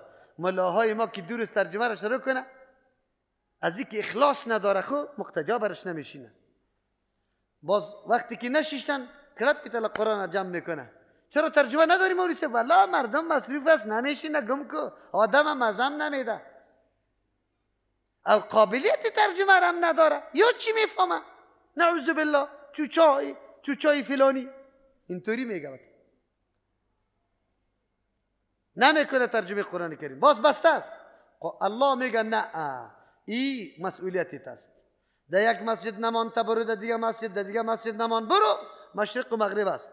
فاینما تولوا، ارجا که شما به خاطر رضا الله دعوت میکنه، آواز توحید بالا میکنه، محبت سنت رسول الله را در قلب مردم جا به جا میکنه، مردم با وحدانیت کتاب الله، با وحدانیت الله دعوت میده، مردم جمع میکنه سر کتاب الله و سنت رسول الله. هر جایی که از جهت الله است، الله میبینه، لطف و کرم خدا سرت میکنه. اینطور نمیشه که تو همونطور باقی بمانی، حتما 4 نفر پیدا میشه گرد تو را میگیره. چه رقم مردم پیدا میشه؟ اینطور کسا که بالکل قربانی دی باشه، قربانی دی، فداکار. برات بگوید که مولوی صاحب تقریر کو، تبلیغ کو، از کسی چشم راست نداشته باشه. من در پشت سرت استاد هستم، خادم. دین همونطور نشده. رسول الله انصار قدرش بشناسی. پیغمبر که میگه که حب الانصار من الایمان، او را متروایی نمیگه. ریشه اسلام که مستحکم شده توسط کی؟ انصار. اسلام که ریشه دوانده انصار. و اعلان کردن که یا رسول الله، مثل که از اولاد و زنی خود دفاع میکنیم، از تو دفاع میکنیم، از تو دفاع میکنیم. پیغمبر که قوت حاصل کرده، دل بالا سری جنگا میره، اینطور مردم زیمه زده، کمر بسته کرده. والذین آووا و نصروا، جایم داده، باز کمک هم کرده، نصرت هم کرده. بخوانی حکایتای انصاره، محبتی که با مهاجرین داره. در تاریخ همینطور مردم شما پیدا کرده میتونی مهمان نواز؟ هیچ پیدا کرده نمیتونی. انصار و انصار است، ولی این مردم چوچای یهود میگه یا مرتد شدن. تو قطعی طور مردم دوستی داری، پیمانا بسته میکنی. خب خیر دیگه، یک دفعه برسی باز اونجا معلوم میشه که چی کارا کرده ای. خب مشرق و مغرب دعوتی تا ادامه بده. جهت کیست؟ الله. فاینما تولوا، هر طرف که شما رو میگردانی فثم وجه الله، همون طرف جهت الله است. دعوت دین الله کرده برو. ان الله یقین الله متعال واسع علیم، فراخ است رحمتش، علیم میدانه کلا اهلیت رحمت الله را داره. دوم ترجمه ولله المشرق والمغرب، خاص برای الله است مشرق و مغرب. یهودی اعتراض کردن قبله خودم ماند رفت کعبه. الله جواب میگه اصل مقصد جهتی بیت المقدس یا کعبه نیست، اصل جهت کلش جهتای الله متعال است، لیکن مشخص کردن یک جهت به خاطر یک رنگی است، هماهنگی است که مردم عبادت الله را به طریق پراگنده نکنه، یکی یک طرف است دیگه طرف، دیگه طرف. این یک نشان وحدت است، وگرنه اصل جهتا کلش جهتای کیست؟ الله متعال. هر طرف که بخونی اعتراض شما بیجای است. فاینما تولوا، هر طرف که میخونی فثم وجه الله، همون طرف جهت الله است. دو. سوم ترجمه الله متعالی را در حالات عامی نمازای نفل گفته.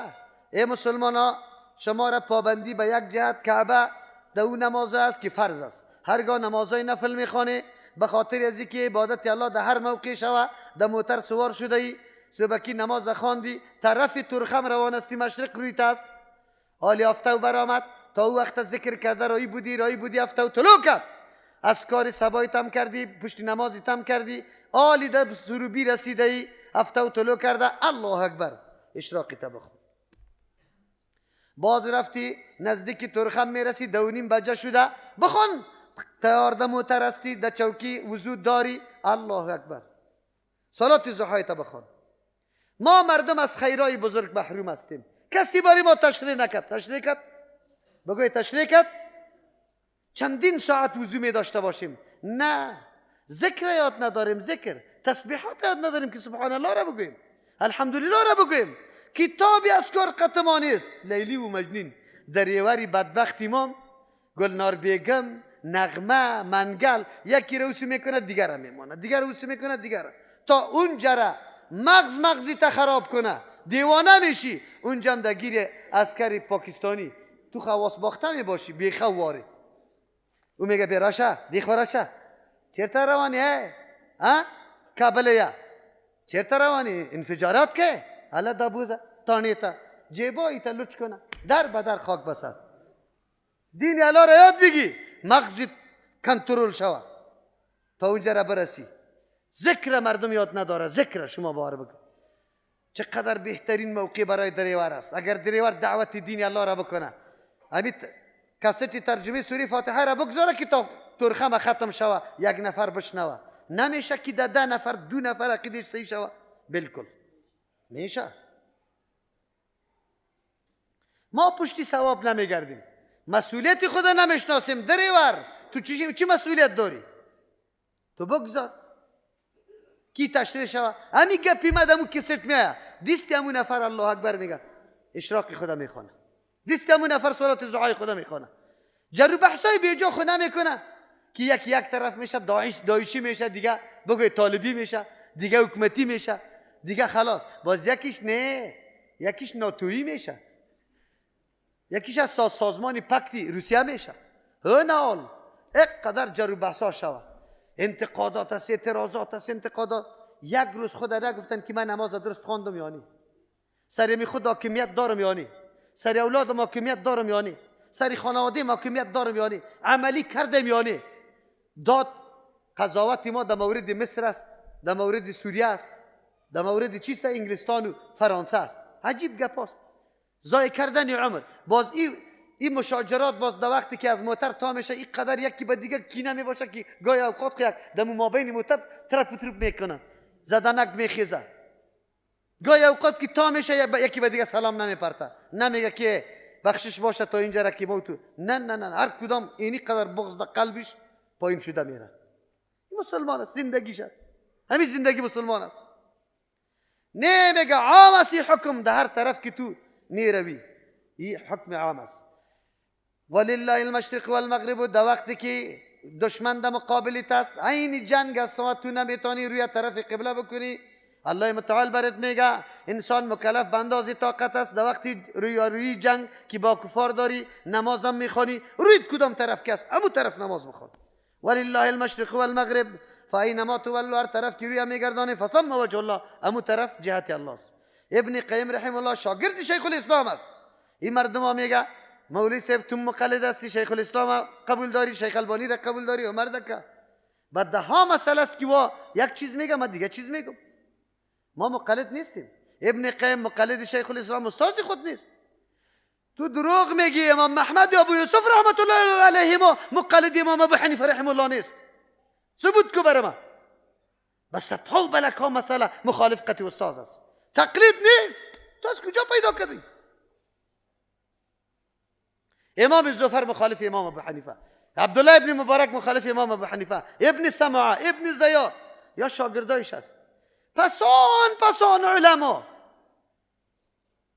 و مقلد هستند. شاه ولی الله محدث دیلوی سند حدیث کلی ما دمو میرسه و مقلد است یا پابند حدیث است. چی است؟ برو پشتش بگر. نمیکنی دیگه، شما قبول نداری. ابن قیم رحمه الله میگه نه، وجه از صفات الله است. مثل که صفات دیگه عقیده اهل سنت والجماعت است که صفات الله برای الله ثابت میشه بدون تاویل و تشبیه. نه با مخلوق تشبیه میدی نه تاویل میکنی، بدون تمثیل و چی تکییف و بدون تعطیل. صفات معطل هم نمیکنی، کیفیتش هم بیان نمیکنی، تحریف هم نمیکنی. هر رقم کدام صفت که برای الله آمده ثابت است به الله. امو رقم که لایق شانی کیست؟ الله متعال. اینجا مراد از وجه همین روی است، روی بلا ثابت است. چی رقم؟ امو رقم که لایق شانی کیست؟ روی الله. الله سر عرش حاکم است، کل نظام زیر عرش است، او الله سر عرش است، کل نظام زیر مراقبت الله متعال قرار داره. الله خودش لایق شانش است. میگه فاینما تولوا، هر طرف که روی میگردانی فثم وجه الله، همون طرف روی الله است. ابو روی کی لایق شانی الله است. ان الله یقینا الله متعال واسع فراخ است، رحمتش علیم میدانه اهلیتش. و قالوا اتخذ الله ولدا، گفتن گرفت الله متعال ولدن اولاده، بری خود اولاد جور کرده. نعوذ بالله. سبحانه پاکیز برای الله، نیست الله اولاد نداره. له اولاد کی ضرورت داره به اولاد؟ اولاد خود تدریج میخواه، زمانه را میخواه. زن بگی ماها تیر شوه، حمل بگیره، اولاد در دنیا بیا کلان شوه، به دردت بخوره. الله چی ضرورت داره؟ سبحانه پاکیز برای الله از هر قسم عیب و نقصان، از هر قسم شریک. بل له، بلکه خاص در اختیار الله است ما فی السماوات و الارض، چیزی که در آسمان و زمین است در اختیار الله است. چی ضرورت داره؟ چی نیاز داره به اولاد؟ الله مالک است، هر نوع تصرف در آسمان زمین میتونه. کل له قانتون، تمام کائنات تابعداری الله متعال است، هر نوع تصرف در میتونه. خلاص چی ضرورت داره به اولاد؟ اولاد دو قسم است، یکی اولاد حقیقی است، یکی اولاد حکمی. اولاد حقیقی او را میگه که از پدر و مادر تولد میشه. بسیار کم طایفه های خیلی احمق و جاهل باشه که قسمی اولاد برای الله قائل باشه. شاید باشه یک تعدادی تر کسایی که نعوذ بالله عقیده و باور به این داشته باشه که الله زن داره و از او چی اولاد به دنیا آمده. عقیده غلط مشرکین مکه بود، میگه ملائکه بنات الجیست، دخترای الله است. نعوذ بالله. شاید یک تعداد کسایی در دنیا پیدا شود، اما غالبا و اکثرا این تئوری عقیده برای کلگی نیست که الله اولاد حقیقی داره. الله زن داره، از اولاد پیدا شده، برای خود اولاد جور کرده. این جمرات اولاد حکمی است. از اولاد حکمی در اصطلاح ما و شما نازدانه رویدار است. رویدار او را چرا اولاد میگه؟ اولاد حکمن اولاد میگه. وقتی که یک کسی را تو اولاد جور میکنی، او چند خصوصیت امرای پدر خود میباشه. اولاد همیشه به شکلی کی میباشه؟ پدر. غالبا و اکثرا پدر و مادر میباشه. اولاد میراثی کی را میبره؟ پدر. در ملک و مال پدر چیست؟ شریک است. هر قسم تصرف مثل که پدر میکنه بچم همو رقم تصرف میکنه. اولاد که چیزی کاری بدم بکنه، پدر گاهی اوقات لحاظ از سرشی قدر زیاد است گپ برش نمیزنه، گاهی ریشش کش میکنم نمیزنه. چرا؟ یک بچه است. پیاله را میده میکنم گپ برش نمیزنه. نصارا که میگه که عیسی ابن الله است، یهود که میگه عزیر ابن الله است، و هر کس که امروز میگه که برای الله نازدانه است، اینی مفهوم میده. چی معنا؟ در بعضی ملکت های الله یا تصرف کرده میتونه، الله خواسته که به فلانی اولاد نده، لیکن این روی دار میشه، این روی دار میشه، سری الله اولاد میده. الله قانونش بود که اولاد نده، خوی روی دار میشه. الله قانونش بود که این آدم جنایت بگه گناه زیاد کرده نمیبخششه، لیکن این روی دار میشه. تصرف کرده میتونه. اینی را مردم میگه اولاد. امروز کس مردم نمیگه که الله اولاد داره. حالی چی میگه؟ اولیاء و بزرگا پیغمبرا را، مردمای نیکه، مردم چی میگه؟ بگه روی دارای الله، روی دارای الله. خودشان نمیگه ما بسیار گناهگار هستیم، به الله پیش شدن نمیتونیم. یعنی الله ما را این قدر بد میدانه که باید ما رو برو نشیم، میریم اولیاء را روی دار جرم میکنیم. و صاحب آقا ده برخی ولادی که برخی ولادی صاحب عیسی است، الله برش برخ داده، یک عیسی را داده. عقیده مردم نیست، برخ نداده. اقطاب و اوتاده که میگه عاشقان و عارفان کابل ده اختیار عزیز، الله تصرفی کابل بر عزیز داده. ترکستان به خود پیر داره، ازبکستان به خود داره، تاجیکستان به خود داره. اوتاد است، تقسیمات شده، برخه ور کرده ده. گاهی گر میشه، آرام بشینه. اوه ای قطار ابدال تیر شد، از این راه. ای ابدال است، ای تقسیمات کرده. شرک ریشه گرفته در جامعه ما، در خون و رگ ما یک جا شده. لیکن هنوزم خواب هستیم، میگیم جنت میریم. قرآن چی میگه؟ انه من یشرک بالله فقد حرم الله علیه الجنه. کسی که شرک به الله میکنه الله سرش جنت حرام کرده. تلک امانیهم، این آرزوهایشان است، با آرزو خود نمیشه. هر وقت که با شرک مبارزه کردی، فمن یکفر بالطاغوت و یؤمن بالله، در طاغوت کفر ورزیدی، شرک نکردی، او وقت باز بگو که من جنت میرم. الله متعال میگه که عجیب است، این مردم میگه الله به خود شریک جور کرده. چی میکنه الله شریک؟ چی میکنه؟ چی ضرورت داره؟ چی نیاز؟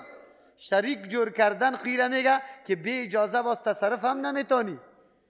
شریک که تصرف میکنه از شریک خود اجازه میگیره، یعنی که بی اجازه از او اردوی شقی تصرف میداشته باشه. این خو عیب و نقصان است در شان الله. او الله از هر قسم نقصان پاک و منزه است. جواب اجمالیش در سبحانه بود، پاکیست برای الله. جواب تفصیلیش به خاطر که همه تصرفات زمین و آسمان در پیش کیست؟ بل له ما فی السماوات، بلکه خاص در اختیار الله است آن چیزی که در آسمان است. نه چشم روز در اختیار کی است؟ شمس تبریز است. اشاره برش میکنه، پایین میشه، ماهی خود سرش پخته میکنه. عجیب است. ما از قرآن قبول کنیم، از بگوی قصه های دروغ جور کردگی مردمه از قرآن قبول میکنیم. کل الله قانتون، تمام مخلوقات و کائنات تابعدار کیست؟ الله. قانت دو قسم از قنوت، تابعدار منقاد، یکی تقدیری و تکوینی است. تقدیری و تکوینی کلگی یکسان است، کافر مسلمان کلگی. اکسیژن امام تنفس میکنیم، کافر هم خوردن نوشیدن.